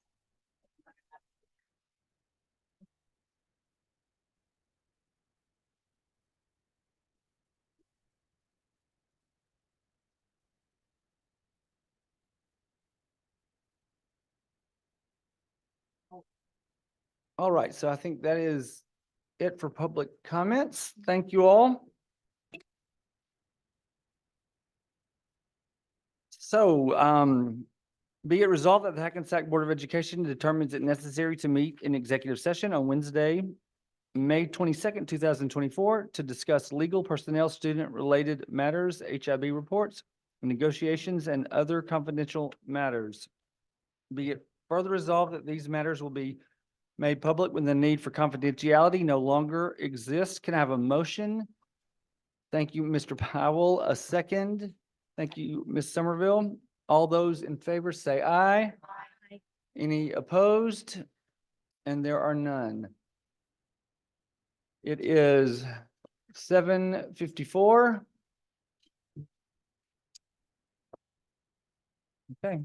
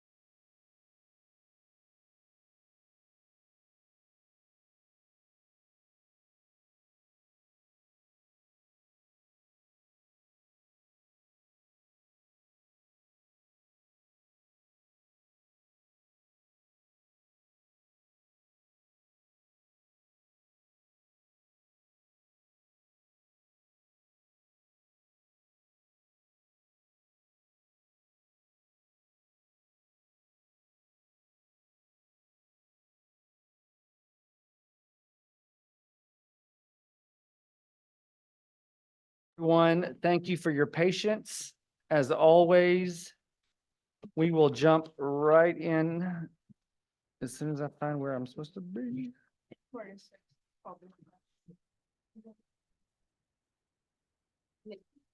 All right, let's approve our minutes if we can. Be it resolved that the Hackensack Board of Education approves the executive session minutes of March 12th, 2024, executive session minutes of March 20th, 2024, the regular meeting minutes of executive session minutes of April 17th, 2024, and special meeting minutes and executive session minutes of May 1st, 2024. Sorry, guys. Can I have a motion for that? Thank you, Mr. Stein. A second, please. Trustee Somerville. Sorry, you were that right there. All those in favor say aye. Aye. Any opposed? And there are none. Thank you. Motion passes. We will move on to our consent agenda for the evening. So that is items 1 through 26. Mr. President. Oh, my bad. Whoa. Say it again. Slow down. What? 1 to 33. Oh, my bad. I didn't. Yes. 1 through 33. I already hear some. President Bickford, Mhm. I would like to offer a motion to table under the consent agenda, number 12, 13, and 16.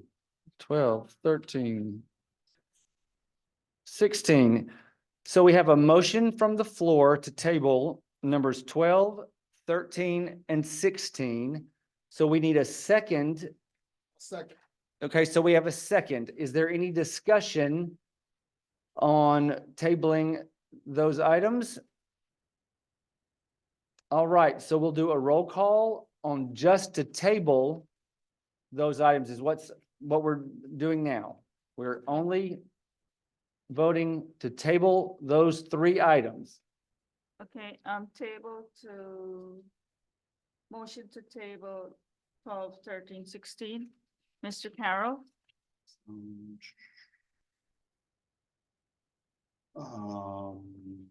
I'm okay with 12. Uh-huh. Yes, for 13 and 16. Yes to table 13 and 16. Okay, yes. For 13 and 16, okay. Ms. Harris?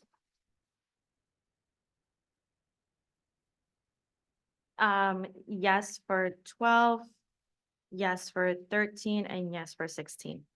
So you're no for all. Well, yes to table. Oh, yes, Right? yes to table all 3. Yes. Okay. Mr. Martin? Yes, for all 3. Mm-hmm. Mr. Powell? No?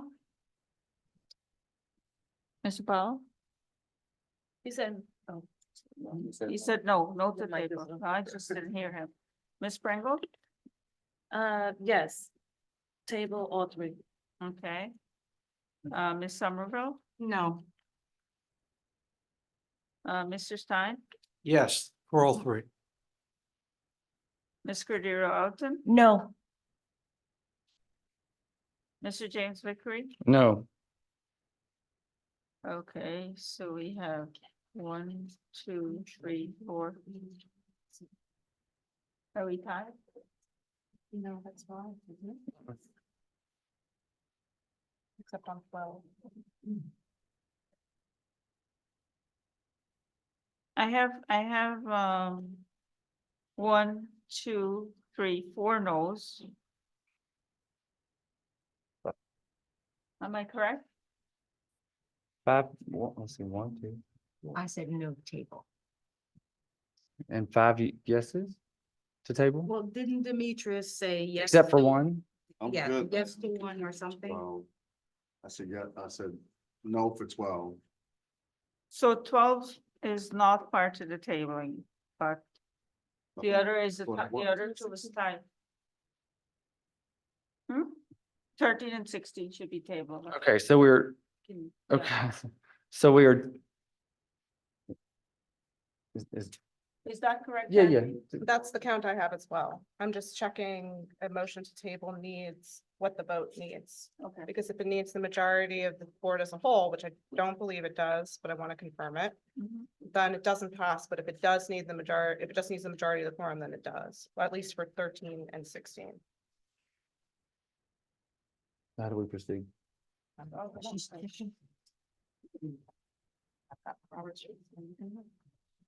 Or do I wait? You can move on and I'll advise when I get to.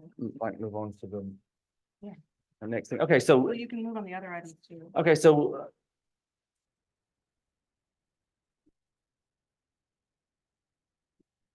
So we will, Come back to Let's just come back 13 to and it. 16. We'll come back to 13 and. okay, 16 so we and will, The others. we will come back to the potential tabled items, and we will vote on the rest of the items, on the rest of the consent agenda, except for really just 13 and 16. Correct. Right? So now may I have a motion for the consent agenda for all items except for 13 and 16? Mr. Stein, thank you. Mr. Powell, thank you for a second. And now we'll do a roll call for all items except for 13 and 16. Okay, Mr. Carroll, Yes. Ms. Harris, Yes. Mr. Martin, Yes. Mr. Powell, Yes. Ms. Pringle, Yes. Ms. Somerville, Yes. Mr. Stein, Yes. Ms. Cordero Alton, Yes. Mr. James Vickery. Yes. So motion passes except for the 16 for now. All right. So we will move on for now, and we will come back, if that's okay with the board, until she gets a response, so that we don't stay here all night. I'll give us, It's 9:53. it's 9:53. Can I have someone make a motion to extend our meeting past 10 o'clock, which our bylaws say we, Motion. just in case, Marlene? Okay, thank you, trustee Pringle. Have a second in case we go past 10 o'clock. I'll say. Thank you, Mr. Stein. All those in favor say aye. You don't have a Aye. choice. Thank you. All those opposed say no. There are none. Okay. So, we are moving on to personnel. I think.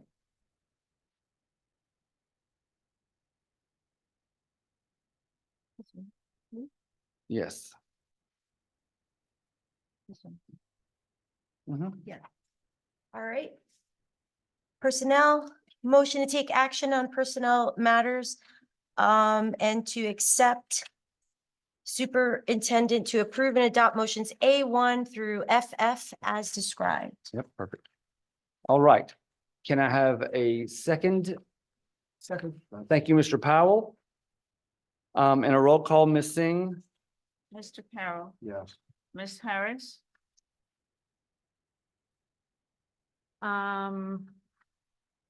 No to C1 and Y1 and the rest, yes. okay, no to C1 and Y1. Yeah, and everything else is yes, okay. Mr. Martin, No to C1 and Y1, and yes, to everything else.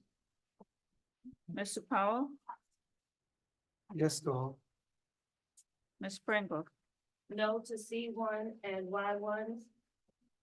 And yes, everything else. Ms. Somerville, Yes. Mr. Stein, No to C1 and Y1, yes to everything else. Ms. Cordero Alton, Yes to everything. Mr. James Vickery. Yes to everything. So we have 1, 2, 3, 4, 5, 6 yeses. No, we have 1, 2, 3, 4, 5. Job description. How many So- votes do you have on Y1? We have 5, 5 votes. yes. Y1's failed.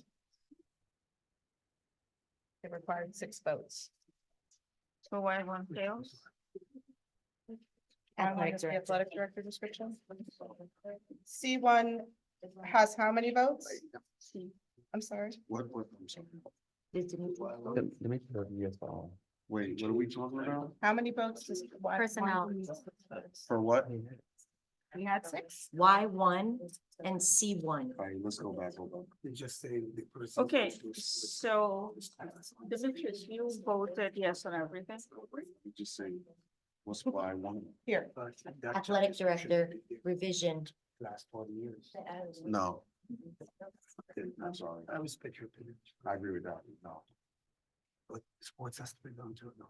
Can we pull the 2 and just confirm the vote on the 2 that weren't included? Say again. I just want to confirm the vote because it matters. So Y1 Yeah. needs 6 votes to be passed. Everything besides Y1 and C1 got at least 6 votes, yes? Yeah. Y1 needs 6 votes to pass because it's a high school position. And it's a position. I'm sorry, we No. can't hear your discussion. Why one needs 6? Y1 needs 6 votes to pass because it's a high school position that impacts the high school and, well, it's a position that impacts the high school. So it needs 6 votes Okay. to pass. And it only got 5.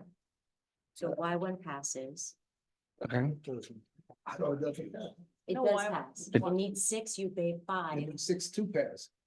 It needs 6 to pass. No, it failed. It failed. Yeah.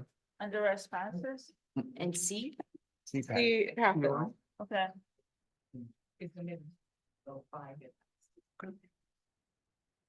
Okay. Can we speak up? I don't, okay, hear. The middle school got Okay. 5. Is that your count missing? The middle school position passes Good. because it's a matter that only impacts the middle school. And why one failed? It's nothing to do with you personally, sir. It is not, So the principal passes, the director doesn't. the job description. Job description. So he-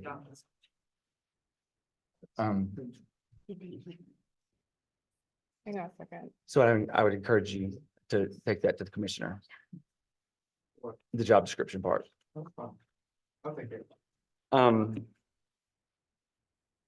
So we will move on to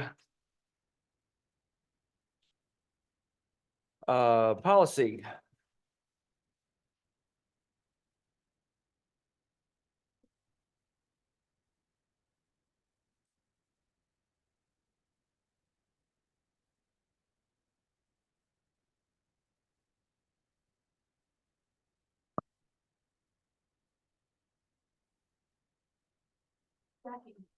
Point of order, please. Yes. So just what is the rationale for Y1? Can you ask or not ask? It's a What- Order. it's a district. It's a district-wide position. No, understand, but what is the issue with Y1? Page 'Cause 12. I'm a little confused. It's just approving the job description, right? Right. It's the standard job description that's been there for 40 years. There's no change to the No. job description, so I'm confused as to what's the issue.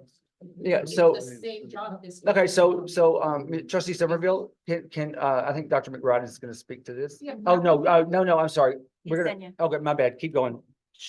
Go ahead. No. I want to apologize because I don't want to hurt Mr. Pringle's feeling. It wasn't, please don't take it personal. I don't understand what we doing. What we doing? I'm- So point of order, if you, Dr. McBride, didn't just explain to me what is Y1? Why we? Well, you'd have to have a move to reconsider from the other side. Oh, I was just gonna have the new principal introduce himself before he leaves. He's been here. Absolutely. You've been here all night. Yes, he's been. Please. No, yeah, absolutely. Come right up. Thank you.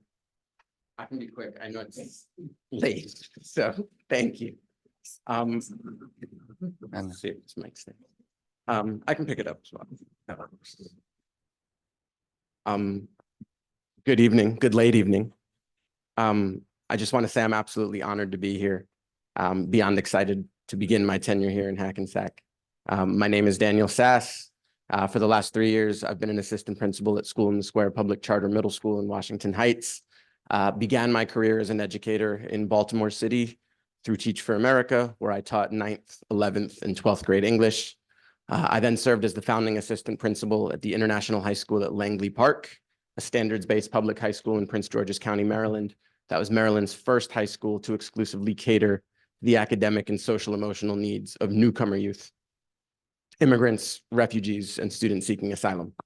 To this end, my passion as an educator lies somewhere within the intersection of migration and conflict.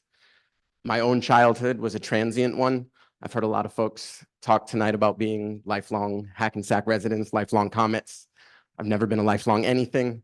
During elementary, middle school, I attended 7 different schools over 8 years. But my parents always prioritized education. My mother was a special education teacher for 39 years. They made sure I had whatever I needed, whatever I wanted to be successful in school. But substance abuse challenges at home, mental health challenges at home meant that home life lacked stability. And so I was forced to find it in school. And that's what I did. I found it in books that provided me with an escape to outside worlds. I found it in sports and clubs and extracurriculars and anything that could keep me at school as late as humanly possible. I found it in relationships with teachers, with counselors who provided me with love, empathy, while also holding me to the highest of standards and challenging me to be the best version of myself. And so that is precisely the approach that I try to channel as a school leader. I lead with inclusivity and empathy because I know how hard it can be to find oneself in a middle school. I lead with joy and adventure because I believe that learning should be fun, that it's okay to roll up your sleeves and get a bit dirty and make mistakes along the way. I lead with integrity and transparency because I believe that every student, every family, every teacher deserves justice and fairness and access in their school building. I lead with curiosity over judgment because I believe in providing young people with a platform to tell their stories in their voices. I lead with adaptability because a true educator never wears just one hat. We might begin the year as teachers, in my case, a principal, but at various points throughout a school day or a week or a semester, we become counselors or custodians or hall monitors or nurses or coaches or social workers or whatever other role a young person needs us to play at any given moment. This is my 15th year as a public educator. This job is stressful. I'm grayer than I was 15 years ago, less hair than I had 15 years ago. But my family keeps me grounded. I have two beautiful boys at home. Their birthday was yesterday. They have the same birthday. So they're 4 and 2. And no matter how rough and tumble my job might have been on any given day, they greet me with a hug when I go home. My wife, Nina, was a former kindergarten teacher. We met through Teach for America. And she knows better than anybody the importance of this work. She's been my rock through every step of the way. She was the one who, she's a Jersey girl for life. And when we moved back up here from DC, she said, keep your eye on Hackensack. That's a community you would love. And she's been right so far. She was the one who pushed me to pursue this opportunity and follow my heart and my values. And I am beyond thankful that she did. I'm super excited to roll up my sleeves and get to work here in a community as vibrant and diverse as Hackensack. And so I thank you and am beyond grateful for the opportunity. Thank you. Mr. Sass, we are thankful that you chose to be here. No matter what you may have seen displayed here tonight, it is not personal. Please know that. Thank you. You are, despite what is happening here, you are walking into a building and a home that Dr. Whiting has created a beautiful space, a welcoming space for students and teachers alike. And I know that you will be welcomed with open arms in this district, and I hope that you find a family. And I know, not even hope, I know that you will in this district, as my family has 12 years ago from Mississippi. So I'm excited that you're here, and I'm thankful that you chose to be here. That means the world. Thank you. Yes, sir. Thank you.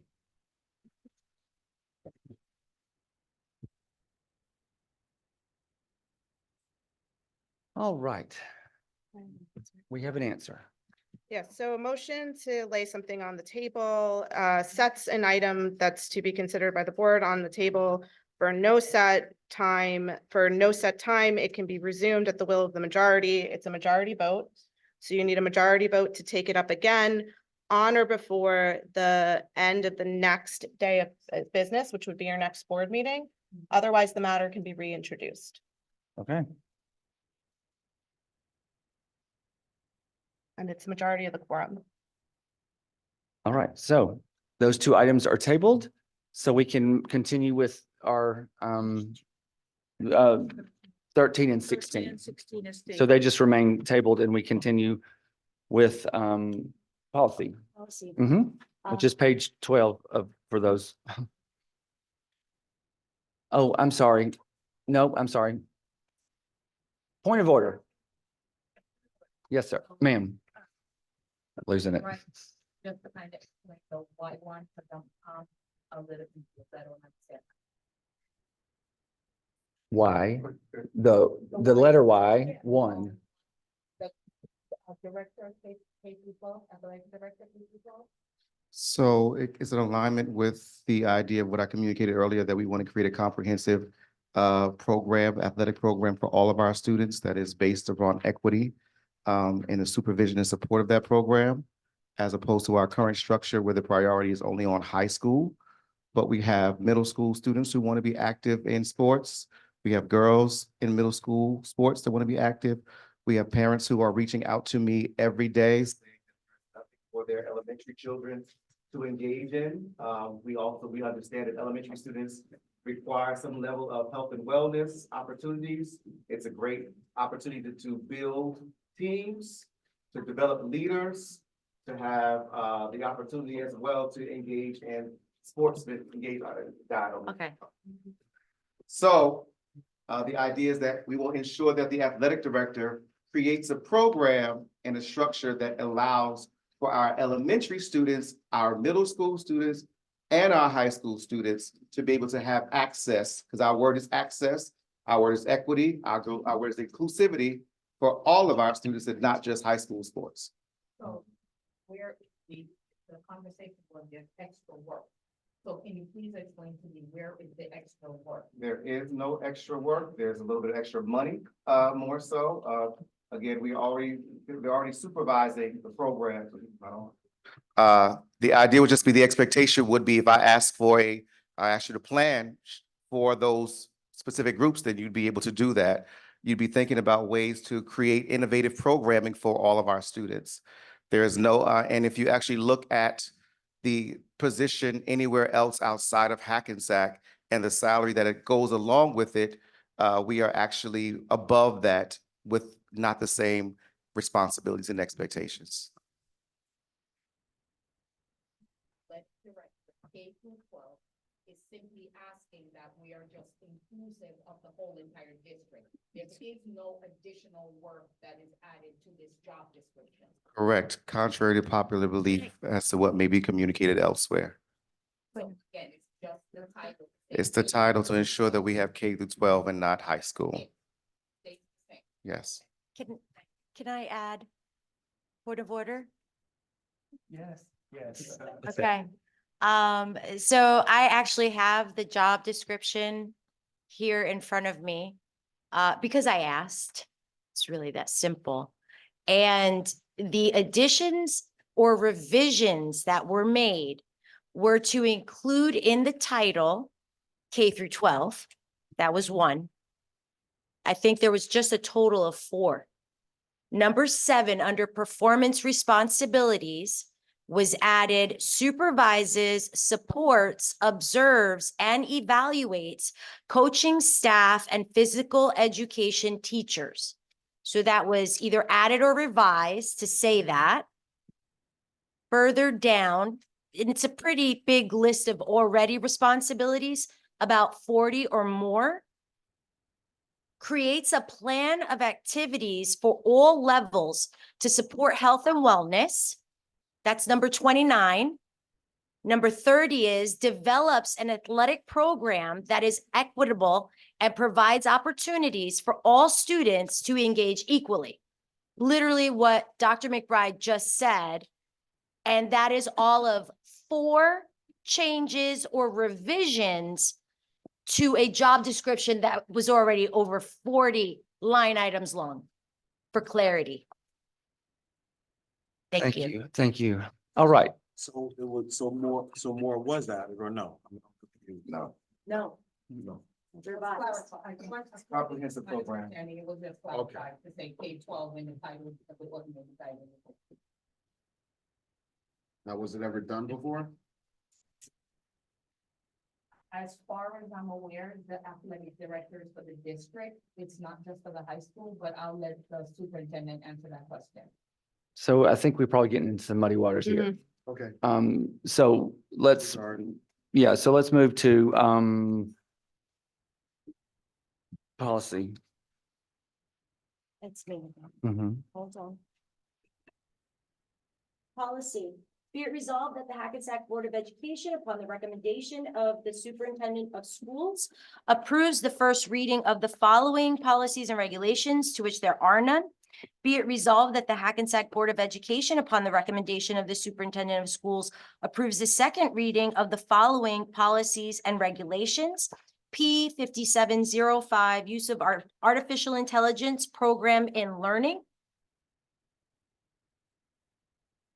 All right, so we have a motion from trustee Cordero Alton. We have a second from trustee Powell. Can we do a roll call, please? Mr. Carroll, Yes. Ms. Harris, Yes. Mr. Martin, Yes. Mr. Powell, Yes. Ms. Pringle, Yes. Ms. Somerville, Yes. Mr. Stein, Yes. Ms. Cordero Alton, Yes. Mr. James Vickery, Yes. motion passes. All right, moving to curriculum. Trustee Martin?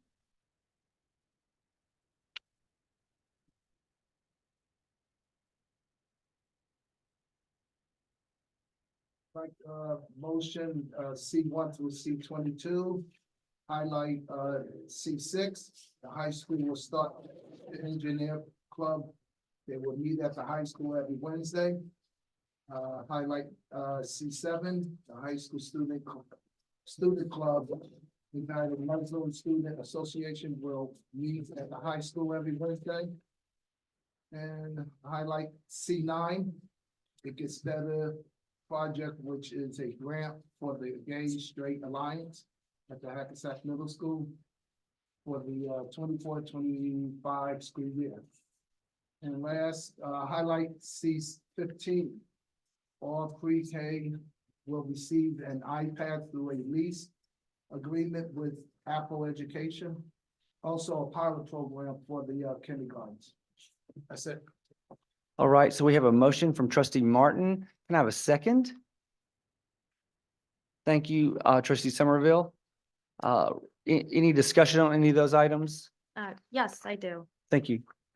For item C1, it is for the travel and lodging expense reimbursement Mhm. for the workshop U Bound Ed in Washington, DC. Mhm. I see that there are 9 people attending. 8 are leaders, district leaders. At the cost of $2,864 a person. Then C2 is the professional development registration fee for those 8 leaders and 1 trustee for $2,700 for a total cost of $50,000 to send 9 people. I saw, because as an educator, I also get these advertisements. There is a virtual option. Well, first, we have 23 administrators in the district and only 8 are attending this professional development. It could be a number of reasons. I don't know why only 8 are attending versus 23. That's not even 50% of our administrators, especially if it's a leadership workshop. And if we do a virtual option where more people can attend, it would be $76,875. That's what it says on their website. So I just want to know, how is this cost effective sending only 8 leaders, 1 board member versus having all 23 people attend?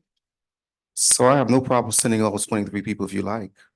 Well, what I'm saying is, instead of sending them, why can't we do the virtual option? So I don't know what you were looking at specifically, but the organization Unbound Ed has a summer institute. They have 2 sessions where they all in person. So that's the very first phase of the learning of unpacking the standards. And the idea that we've adopted within the district is utilizing a turnkey approach, because we understand that we don't have the means to be able to provide everybody the opportunity to go. And so those individuals who go to these sessions, just like when I went, I came back and presented to my team the information, and so that they train the trainers. That's the model that they utilize.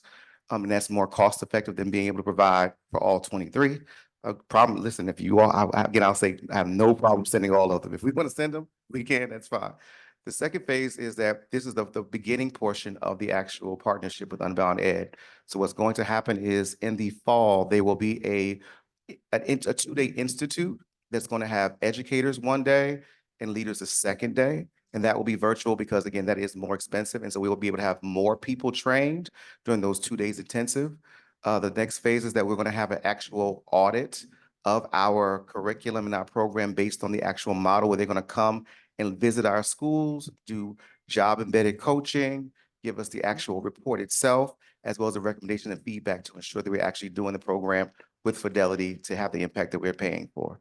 So that, I hope that was a little bit more clear. So there is no virtual session. We have a virtual session in in the fall, but that we're also paying for that too. So, sorry, so yes, I fully understand the turnkey, so they're being sent, but I'm thinking more about representation in terms of, so you're saying these people will then come back and then turnkey, which means they're going to teach the other leaders who couldn't go and what they learned at this workshop. Yes, that's the model that we use for all of our trainings where we can't afford to send everybody. And then we're planning to use this same company, Ubound. Unbound. Ed. Unbound, I'm sorry. You're good. Unbound for future workshops in terms for leadership or for also our teachers? So it's going to be for our district, without giving too much information, because next month you all receive my 100-day plan at the next board meeting. But as we talk about the focus, which will be around standards-based instruction, we will be adopting what is known as a GLEAM model, which is the focus. So grade level, making sure that all of our instruction is up to standards and that people know how to unpack standards to teach to the standards and provide the necessary supports for various groups. Then you have is engaging, making sure that we are ensuring that instruction has some meaning for students, whether it be culturally relevant, that they can actually identify with what they're learning, affirming, celebrating all the diversity, so highlighting whether you are a student with disabilities, whether you are a student of color, whether you are a girl, whether you are gay, and then it is meaningful that the actual work that they're learning and doing is applicable to the future in terms of careers and career readiness. So that is why these people are going, because they're going to be the drivers of our next probably 2 or 3 years work in ensuring that our instruction is GLEAM focused. But that's kind of giving you a glimpse into where we're heading. Thank you. Right, anybody else? All right, roll call, please. Mr. Carroll, Yeah. Ms. Harris, Yes. Mr. Martin, Yes. Mr. Powell, Yes. Ms. Pringle, Yes. Ms. Somerville, Yes. Mr. Stein, Yes. Ms. Cordero Alton, Yes. Mr. James Vickery, Yes. motion. Oh, I'm so passes. sorry. Can I just go back for just one for mine? I need to recuse myself from C11. Okay, Harris, with you, C11? Yes. Okay, motion passes. Thank you. All right. So moving on to D, Mr. Carroll, that is finance. Yes, I make the motion to move D1 through D21. All right, Mr. Carroll made a motion. Can I have a second? I'll second. Thank you, Mr. Stein. Roll call? Any discussion? All right, hearing none. A roll call, please. Yeah, Mr. Carroll, Yes. Ms. Harris, Yes. Mr. Martin, Yes. Mr. Powell, Yes. Ms. Pringle, Yes. Ms. Somerville, Yes. Mr. Stein, Yes. Ms. Cordero Alton, Yes. Mr. James Vickery, Yes. motion passes. All right, and moving to buildings and grounds. Again, Mr. Carroll. Buildings and grounds, I make a motion to move D1 to D3. All right, very good. We have a motion from Mr. Carroll. A second, please. Mr. Powell, thank you. Any discussion on any of those items? Hearing none. Roll call, please. Yeah, Mr. Carroll, Yes. Ms. Harris, Yes. Mr. Martin, Yes. Mr. Powell. Yeah. Ms. Pringle, Yes. Ms. Somerville, Yes. Mr. Stein, Yes. Ms. Cordero Alton, Yes. Mr. James Vickery, Yes. motion passes. All right, and then we'll move to our Community Relations Chair. Yes, so Community Relations Committee, we met May 8th. We had a very lengthy, very great conversation. We had the privilege, Dr. McBride was there, President James Vickery was there, Trustee Carroll and Trustee Martin were there as well. Two of our main focus was talking about the workforce development and how we can improve our community engagement with our students in the high school. And what things we feel that our students need in the workforce. And we also spoke about bringing city council and how we can bridge that gap of having better communication with the city council. So we have our last meeting in June 13th, I believe that's the date, and look forward to another great meeting with them. And that's it. All right. Thank you so much for that update. And it was a good meeting. We will move on to, does anybody have any old business that they need to deal with in form of a motion? Yes, I'd like to, motion to, have a second public meeting. I'm sorry, a second public comment, for the, residents. All right. We have a motion on the floor to have a second public comment section, A second. but it has to have a little more meat than that. So we're going to have, that'll need to go to the policy committee, or we can't just list second public comments. Yes, sir. Well, but wait, before we even move to that, we need a second. Ms. Pringle, did you second it? Thank you. So any discussion on that?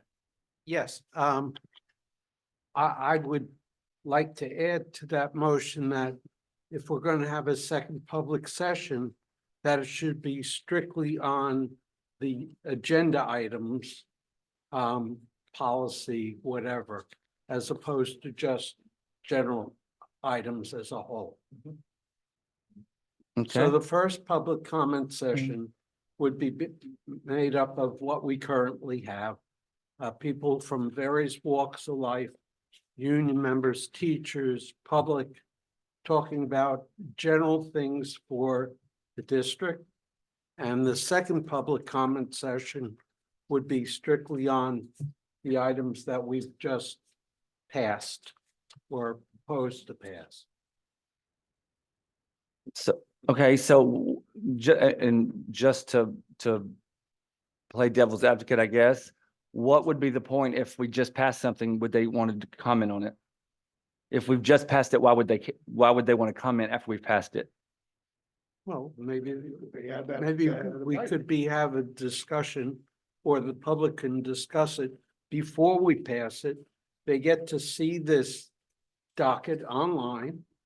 And if they have specific questions about finance, about buildings and grounds. So you're saying before we pass it then? Before we pass. Okay, that's okay. So, point of order, President Scott James Vickery, I've asked this 101 times, and I'm gonna ask it for the 11th quadrillion time. We follow Robert's rules. In Robert's rules, there is no old business, there is no new business. So I'm gonna ask again for it to be stricken from the agenda because it creates confusion. Old business is anything that has already been tabled. If it's been tabled, there should be either a finite period or a timetable for it to be brought back. New business should have already been on the agenda for us to vote on. So Robert's rules specifically states no old business, no new business. They are not categories. So if we're going to function under the terms of Robert's rules, then we should do it properly. So old business and new business should be stricken from the agenda because it is not a thing. Okay, so what say you? It's not a specifically designated item and it's not designated in your policy, which means that it's been designated by your action in setting the agenda and creating the item. Just because it doesn't necessarily exist in Robert's rules doesn't mean that it can't be an indicator on the agenda.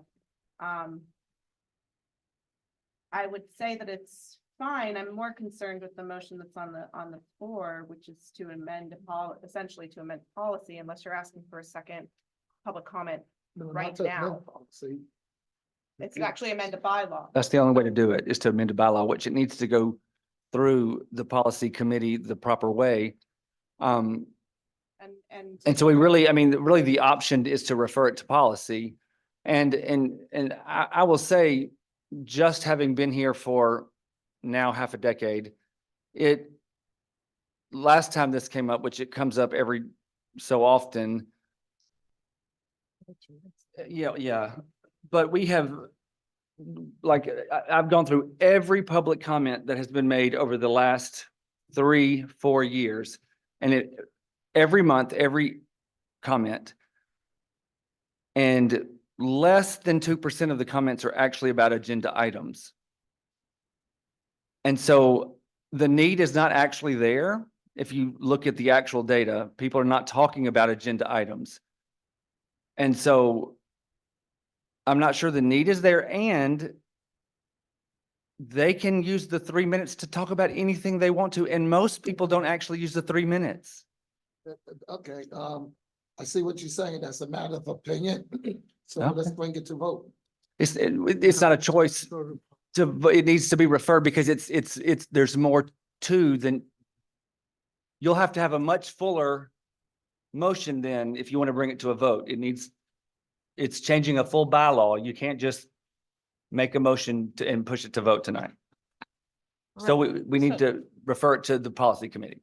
So Jackie, just the last point of order, I would ask if anything else, get the advisory opinion, because I did ask the parliamentarian and the general counsel about this. We learned it at training when we went last October in reference to no old business and new business, and we were told it does not exist on the board when they did the Roberts Rules training. And I asked when I was just there last Saturday again in reference to, old business and new business. And we're told old business is anything that's been tabled. It is not a thing. And Robert's Rules, we were told specifically, and I know I saw it in Robert's Rules, I will find it. And if anything, I'll send it back to you. That says no old business. I can review Robert's rules for distinguishing about no old business. It's the question of whether or not that is mandated by Robert's rules, or it is, a lot of Robert's rules is optional. If you guys set your agenda to include something that's not in Robert's rules, as long as Robert's rules doesn't dictate that you can't do that, Understand. you can do that, right? So, Personal and I will choice. certainly look, but you guys have had old business and new business set on the agenda. It's not in your bylaw. So it's been set. This bylaw, if I may, Mr. President, this bylaw, our office has been recommending that since we have shifted away substantially from our bylaw, and we had talked about making this current structure of the agenda be reflected in your bylaw, that a consideration, pushing it to the policy committee to address that question as to whether or not this new agenda format should become the bylaw of the board, and then whether or not it's appropriate to have a second public comment, it would be appropriate for your policy committee. Okay. So, So do we need to? so a recommendation, I'm looking at your bylaw 0131, which is on bylaws and policies. Can be referred to study at the discretion of the board president.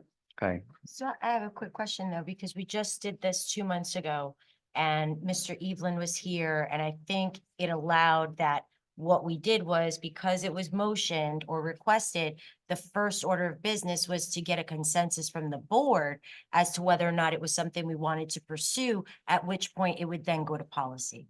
So is that still what we need to do here? It's what we did 2 months ago with Mr. Evelyn. I have heard of the process established by my previous colleague. And the other thing is, if it was, and again, Jack is saying, because it's always a learning curve, right? If you did something with a vote and the ruling party won, at the time, if you want to make a motion for reconsideration, doesn't it have to be done during the same meeting by somebody on the winning team to ask for a motion to reconsider? Or Yes. can we do a motion to so this is out of order and out of process, right? Well, I mean,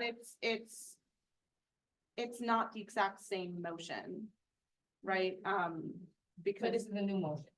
I mean, I'd have to look at the wording of the old motion. Okay. Okay, so can we motion for a We vote? motion for Okay. second public comment period, right? So if we're asking a motion for second public comment period, then you can't. And I'm asking for clarification. Are we moving for a motion for second public comment period right now? For this meeting, That is a valid motion on the table that should be discussed and considered. If you're moving We're not to amend the asking for that right bylaw, now. it's within the grounds of the president and the board to defer that to policy committee for review and study. So are you looking for public comment right now? When you A say second right public now, comment? you mean Like right So here. that- Oh, no, no, Okay. no. Next. So then, Start next meeting. then properly, you're moving to amend the bylaw. We gotta go to- And Yes, on that motion, You go to the policy. it's referred to the policy. All right, so we will refer that to the policy committee. Any, I actually, I apologize, Mr. President. I need to ask my colleague, Ms. Singh, on that vote on Y1, which was about a job description, was the majority of the quorum in favor? Not a majority of the board as a whole. yes. Yeah. Yes, okay, then I apologize, the board. I had my colleague review a motion, the board's approval of the athletic director description, job description only requires a majority of the quorum, and therefore the motion would pass. If it required a majority of the board as a whole, since we are a board of 10, it would require 6 to pass, but because it only requires a majority of the motion of the quorum to pass, it passes.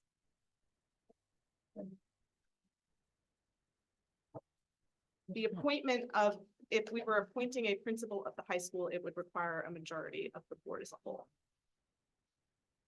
I see some question. What are we talking about? The Wow. athletic director. Yeah, the athletic director description passed. So your description passed. Yeah. Okay. Clarify. So why one, the motion passed? It passed because it had what, how many? And Ms. Singh, will you Five. read off the 5 votes? Yeses or 5 nos? Because did you say yes or no? I just wasn't clear. Just to table it, right? No, that was a different vote. No, it was the Y1. Y1. You had said, hold on, wait, but were you saying yes or were you saying no? But let him speak because he did interject and say, hold on, what do you guys, so he was confused. So not for this one, he's for the other, for the athletic director. Y1, That's why one. that's Y1. Trustee Carroll, for the personnel, we, Right, we're talking about Y one, right? Right, Yeah. that's That one, what was that? C1 is the middle school. Mhm. It's the one where we just added K-12 to the title. That's it. That he's gonna be all inclusive for the district. Oh, I not said, just I that. said, I said.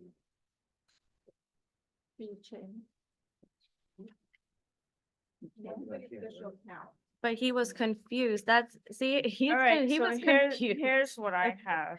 Look Can at him. He doesn't know what he's. Okay, I have for you that you voted yes for him. He did.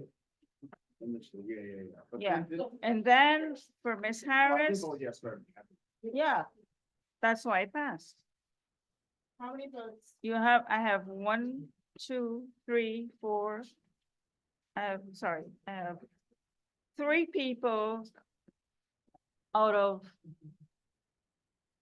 It passes, yeah, it passed.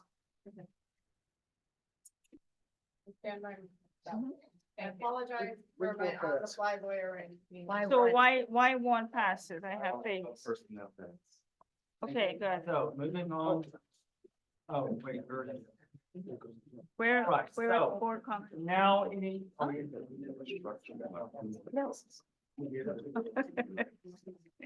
any other new business? No, no.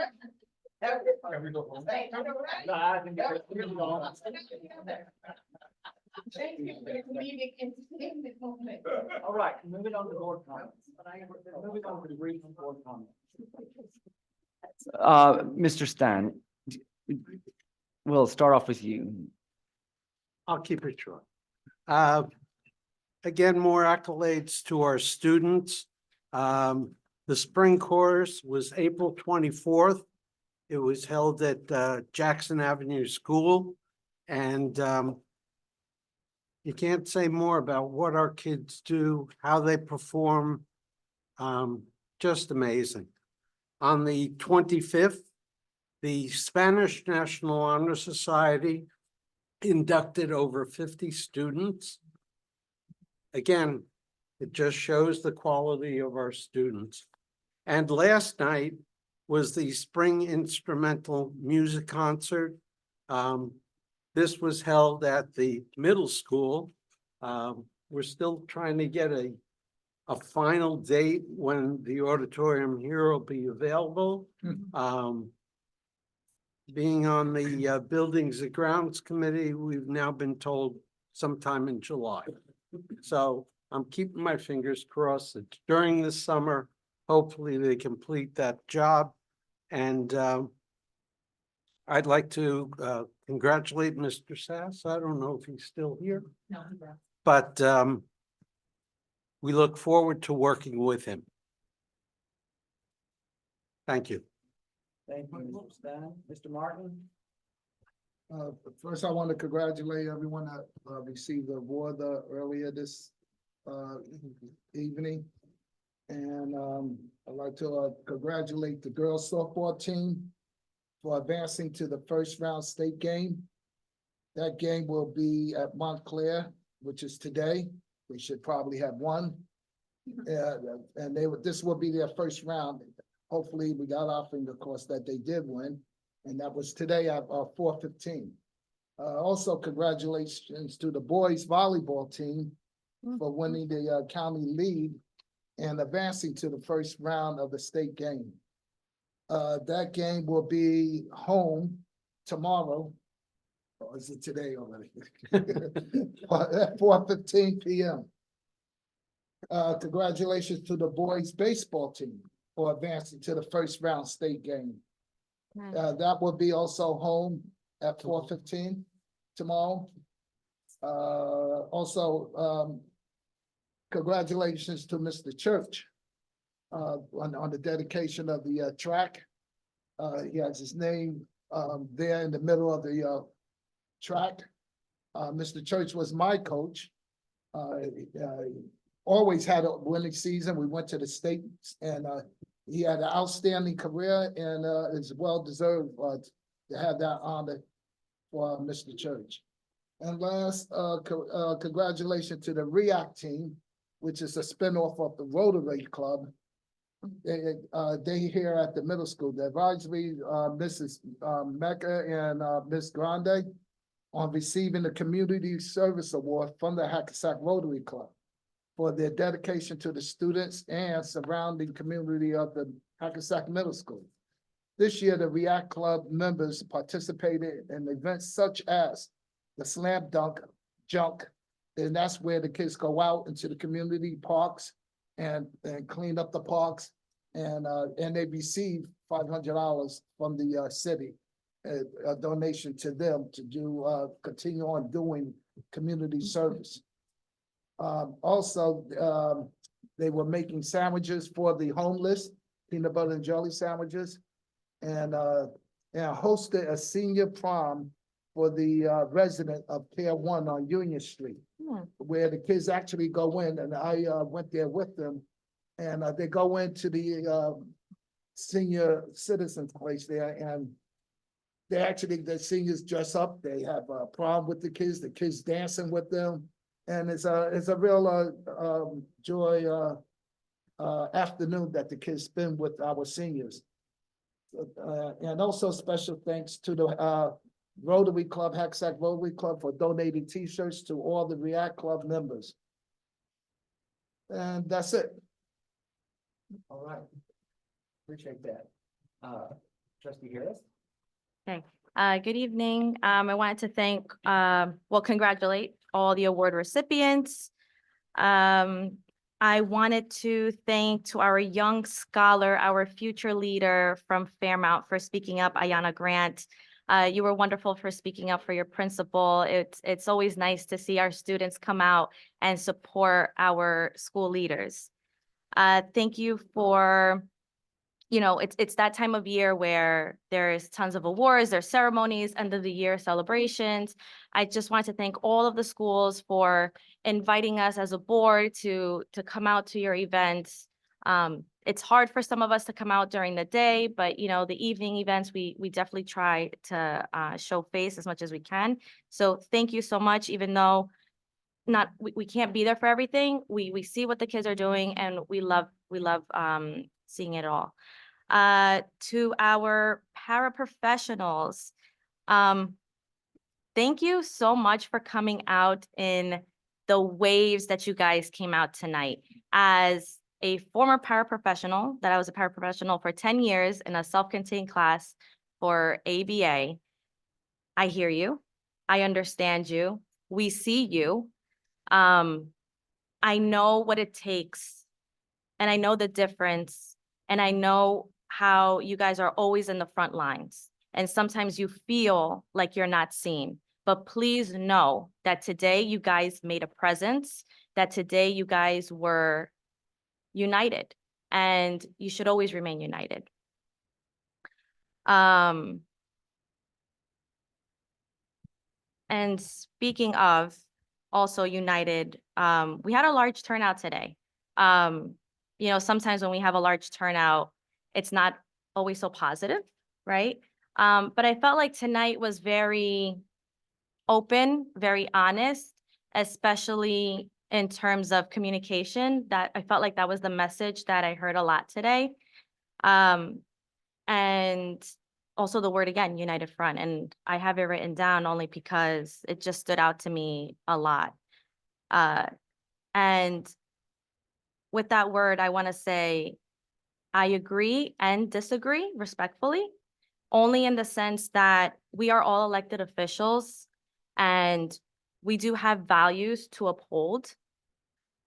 We need to do right by the district. And sometimes it requires us to make decisions that we're not always all going to agree, right? And that is part of our job. Our job is not to rubber stamp and say, yes, yes, yes, yes, yes, because then what's the purpose of us being elected? And it's okay, right? This is why we're here. We're here to do research. We're here to see, is this what the community wants? So yes, we do try our best, and we do. Honestly, I think we try our best to communicate as a whole, but we need to do better. I hope everyone has a great Memorial Day weekend. Stay safe, and I look forward to all the end of year celebrations in June. Have a good night. You.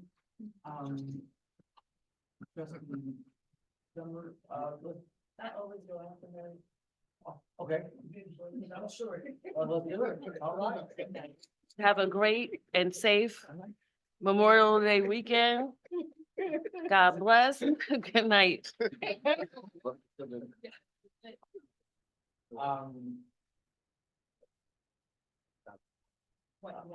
Either one. He looks like he's got a lot on his mind. So, good night, everybody. Again, congratulations to all the honorees for tonight. I'll say a special congratulations to Miss Berry, who I've known for like 21 years. So she is everything that was described in Dr. Soto's memo. She is a phenomenal human being, and it couldn't have happened to a nicer, genuine person. So for that, you know, well earned, not well deserved, well earned. And to Principal Boateng. Now, I have a niece and nephew that I drop off at Fairmount School at least 3 times a week. And when they see him pop out of that building door, it is all I can do to contain them staying in the car.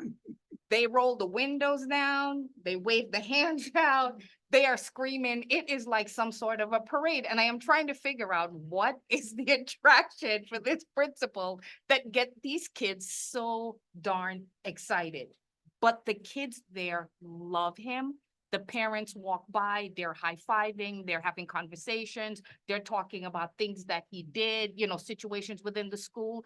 And it is a testament, right, to somebody, like he said, coming from outside of the district, but immersing themselves 100% into doing the job on behalf of our kids, right? Nothing more, nothing less. He is genuine, he is kind, he is just a very awesome individual, and our kids are so much better for it. Like the little girl said, he's my principal, and that's how they approach it. So congratulations to him tonight. Thank you very much for the invitation for, since Ms. Burke is here, for the invitation to the HEA, dinner. It was awesome. Thank you, Miss Vida Story, for being my +1. Like I said, I was late showing up. She saved me a seat. I had someplace to sit. Thank God I was in friendly territory. I may have had to sit somewhere with folks that I had no idea. But I'm sure, right, everybody would have welcomed you because that is who the, the group is. But Miss Story, thank you so much for saving me a seat. I really appreciate it. And I really enjoyed myself. And again, you may not have been a nominee that night, but I am in awe of 41 year of service. And I'm going to say it, couldn't have been me, but congratulations, right? Job well done. And everybody there, recognize you for that. And again, and in closing, I am happy for Mr. Sass, being now the new principal of the 7-8 school. I'm sure Dr. McBride, you and your team did a very thorough job, and I'm looking forward to him coming in and being able to, give us a perspective, right, to do the job and to kind of make sure that we get to where we need to get to with our children, right? It is never a bad opportunity to infuse something new within the system, because with something new comes change, and there is nothing wrong with that. Last I'm gonna address is a comment that was made by Ms. West, where she said that, somebody on the board, which was myself, that said that if it was my child in the school, there would be a different conversation. And I stick by that. If it was my kid in the school, there would be a different conversation, because my job is, right, a risk director. I deal in numbers all day, every day. Right? At the end of the day, I need to calculate what the risk is to my organization, whether or not it's going to be an impact, it's minimal, it's high, it's low, it's moderate, who's impacted. That's numbers all day, every day. And right, you can massage data as much as you want, but at the end of the day, the number is what the number is. And when 100% of our children in one grade level is below the state average, no amount of massaging that number changes the 100%. So yes, there are outliers to every situation. And whether or not the child has the proper support at home, and whether or not the child has to mentor, another student or anything else along the line, will be factors we take in when we look at the broader picture. But 100% of your kids below the state average is problematic, and it is something we need to look at. So Dr. McBride, thank you for bringing that number to the table, because honestly, we didn't know that, right? I don't think the parents knew that. I don't think some of the teachers in the school knew that. So again, transparency is one thing. Now we just have to take action. And hopefully each year that we move along, those numbers will go down, right? And we can have something positive to report out. But every solution needs a starting point. And understanding where you're starting from is key to getting from A to Z. So thank you for that. So again, it's never meant to be a pointer or a finger to anybody not doing their job or not stepping up for our kids. Everybody step up for our kids every day when they come here. We step up for the children by sitting here. But the numbers matter, they're important, and they're a starting point for change. So thank you very much for that. And again, happy Memorial Day weekend to everybody. Good night, and close my mic. Hey, I don't have to work tonight. I'm gonna be here till. I'm just kidding. Finally, I don't have to work tonight. Hey, I can hang out with you guys a little bit. I just want to thank all the board members that went before us. So I will not repeat what you said. Okay, I just want to endorse everything that you all said. So I'll just pick a couple quick points, so I'll be done. All your comments are wonderful. Ms. Parchment, thank you for your presentation, as always. And thank Dr. McBride and his cabinet, his administrative team, for the work you guys do. We're grateful. It's not easy. It's very difficult. I'm a teacher myself, and I know, and I'm just here to commend you all for what you guys do. You're welcome. And you made one statement that stood out to me. Many good statements, but one that I'm taking away from your presentation. Here it is. I put a big asterisk beside it. We have very wonderful students in our district. I'm going to say that again. We have very wonderful students in Hackensack School District. Thank you for what you said. I made a note. And again, Mr. Sass, congratulations. And again, thank Dr. McBride and his cabinet for, bringing Mr. Sass on board. And we wish you well, and we're quite sure you'll be successful. And if we fail together. And if we achieve greatness or excellence, we achieve it together. I just want to say that we all in this thing together. And just thank all the sports teams, track, softball, volleyball, baseball. Our teams are doing well, all these teams. And I'm so proud of you guys. And there's one sport we don't talk about, golf. Anybody here plays golf? I don't even know how to hit the ball straight. But I'm going to say something tonight so everyone knows. We have a student who is in her middle school. I think she's 12 years old. She used to represent her country. That's how good she is. And tonight, I want us to be proud. She now plays for Hackensack. She has a choice of representing her country. And she told them she plays for the the PGA. So you know she must be good. At 12 years old, it's amazing. Her name is Kiara Sanchez Rodriguez. She plays first in the USPGA in Philadelphia. And most of her tournaments is either first, second, or third. And she's proud to call Hackensack her new home. I think that's an amazing achievement that we have a young lady that plays golf and represents Hackensack. I just want to give her, all of them, a round of applause, especially Ms. Sanchez. And I wish all of them the best in what they do. But golf, it's amazing, And that's it. I just want to thank everyone for coming out. Happy Memorial. Go eat some hot dogs, some fries, and some burgers. But I have to work. Eat a hamburger for me if you can. But some ribs. Thank you, Sean. Potato salad. Stop, collard greens. Baked beans, all right. But the bottom line, let's just enjoy yourself and leave here with a smile. And you know what? We're alive and we can celebrate another year memorial. And that's the most important thing. We're alive. Many people are not. So just remember them. Remember your family. Remember everyone and go out and enjoy and be safe and get home safe. And to the board members, I appreciate you all. And I'm thankful and grateful that I'm serving with you wonderful people. And again, thank everyone in the district, especially our teams that are working so hard to bring Hackensack to where we should be. And excellence is what we require and nothing else. And I'm sure with the team that's in place, everyone that's involved, Hackensack, we are going to be proud to say the word Hackensack School District. And our kids are doing wonderful. We're confident in the job that you all do. Keep on doing the work you do. Thank you, and good night. Yes, good evening. Thank you for everybody that was in attendance this evening. It was really nice to hear from so many different people about so many wonderful things. I would like to give big congratulations to every participant of sixth grade camp.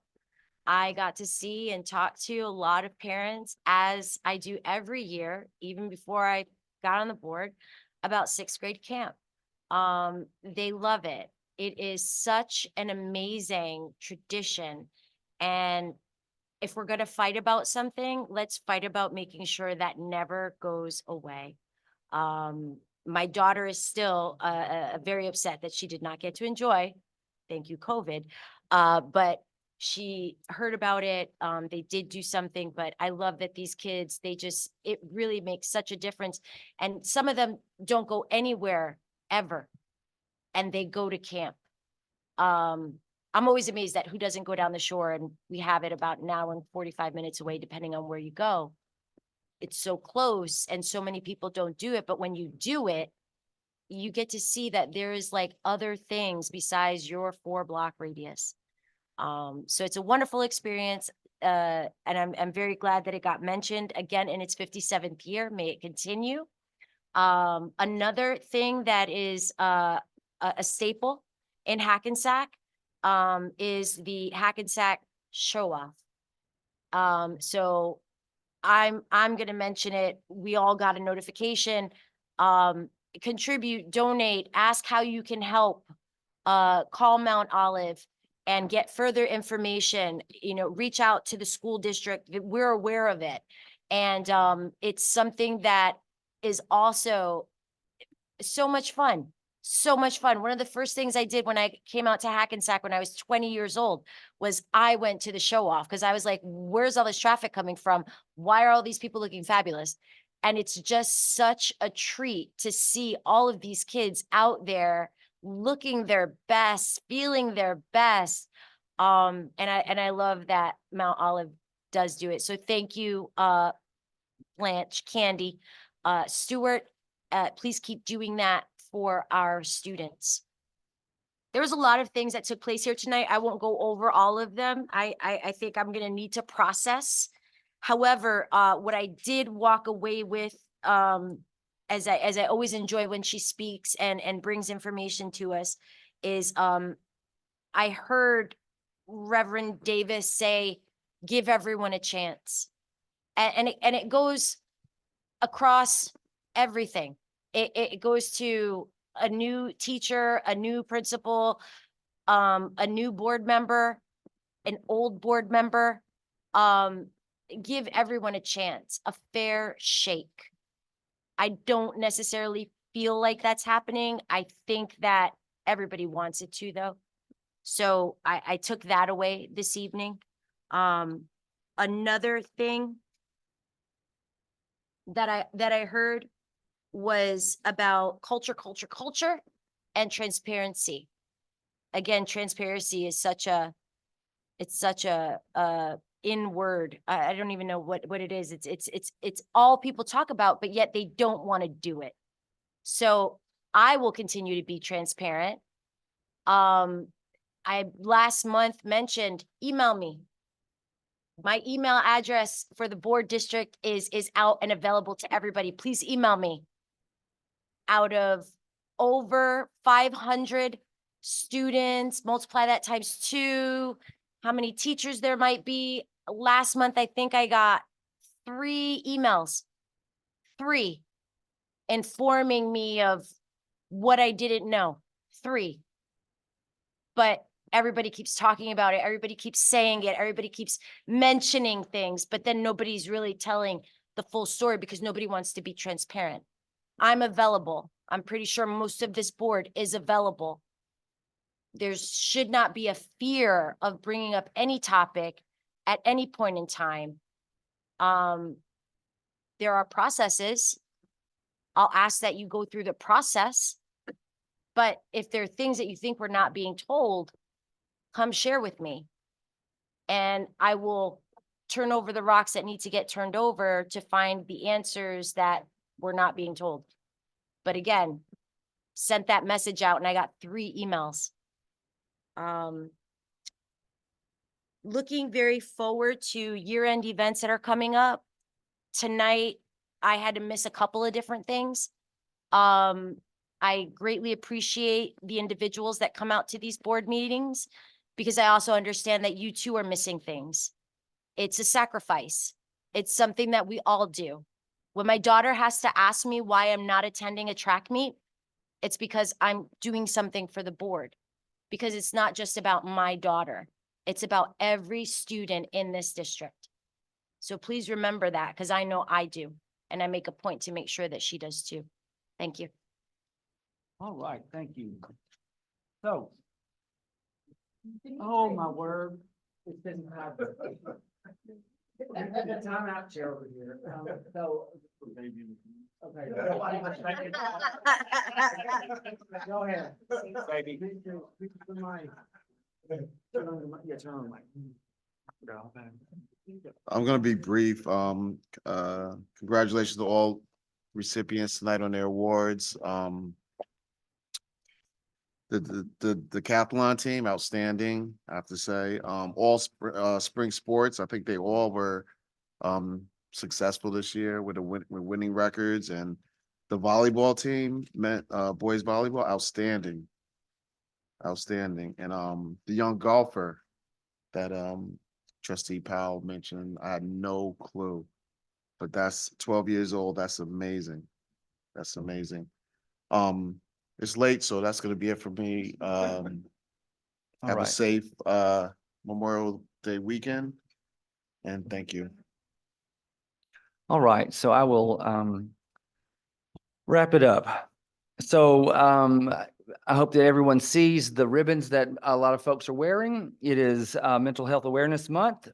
Thank you, Ms. Marks, for making lots of things with the SEL work that you do. It is much appreciated, and I know that you work very hard with your team of people.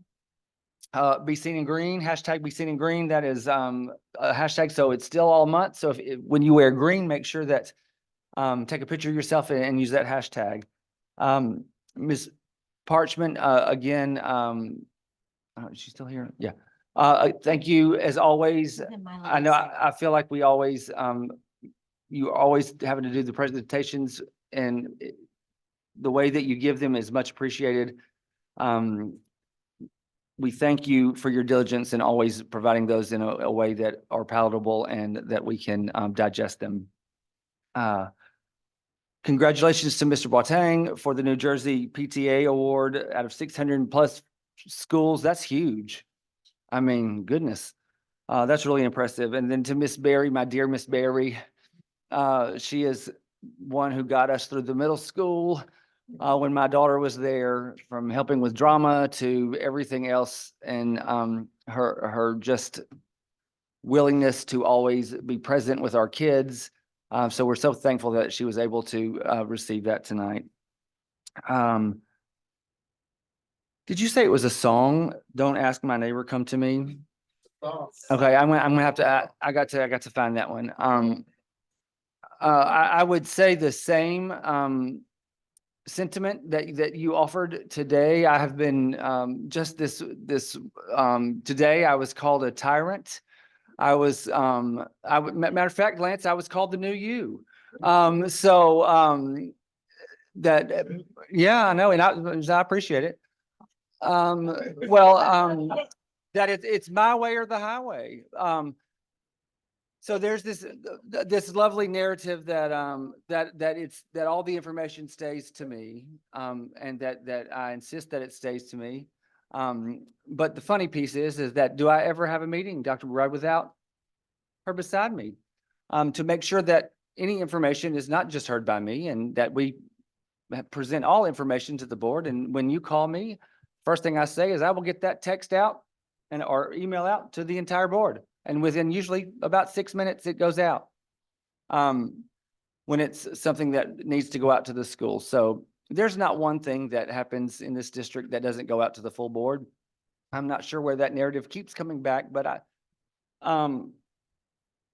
always come to me, from the board members to the community. My cell phone number's on my email thing at the bottom of my email. What do we call that?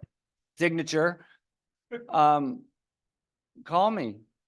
Doesn't bother me a bit. I will sit and have a conversation with you. I'll even buy you coffee. Or sweet tea at my house, whatever. The invitation is open. Excuse me. And I will say, what we're not going to put out there is false narratives. So let me correct one that was there tonight. The data is absolutely not skewed. Absolutely not skewed. So we will not tolerate that in this district. We are not going to put out a false narrative. So let me say it one more time. The data is not skewed. The data is what it is. It is what it says. And we are going to work to do our best to get where we need to go. because we are a phenomenal district with phenomenal students, and we're going to work to be the best that we can be for our kids. We're not going to pretend the data doesn't say what it says. So if people don't want to get on board, we can figure that out too, but we're not going to play this game that the data doesn't say what it says. The data is not skewed. May I have a motion to adjourn? Motion. Thank you. A second. Thank you. Good night.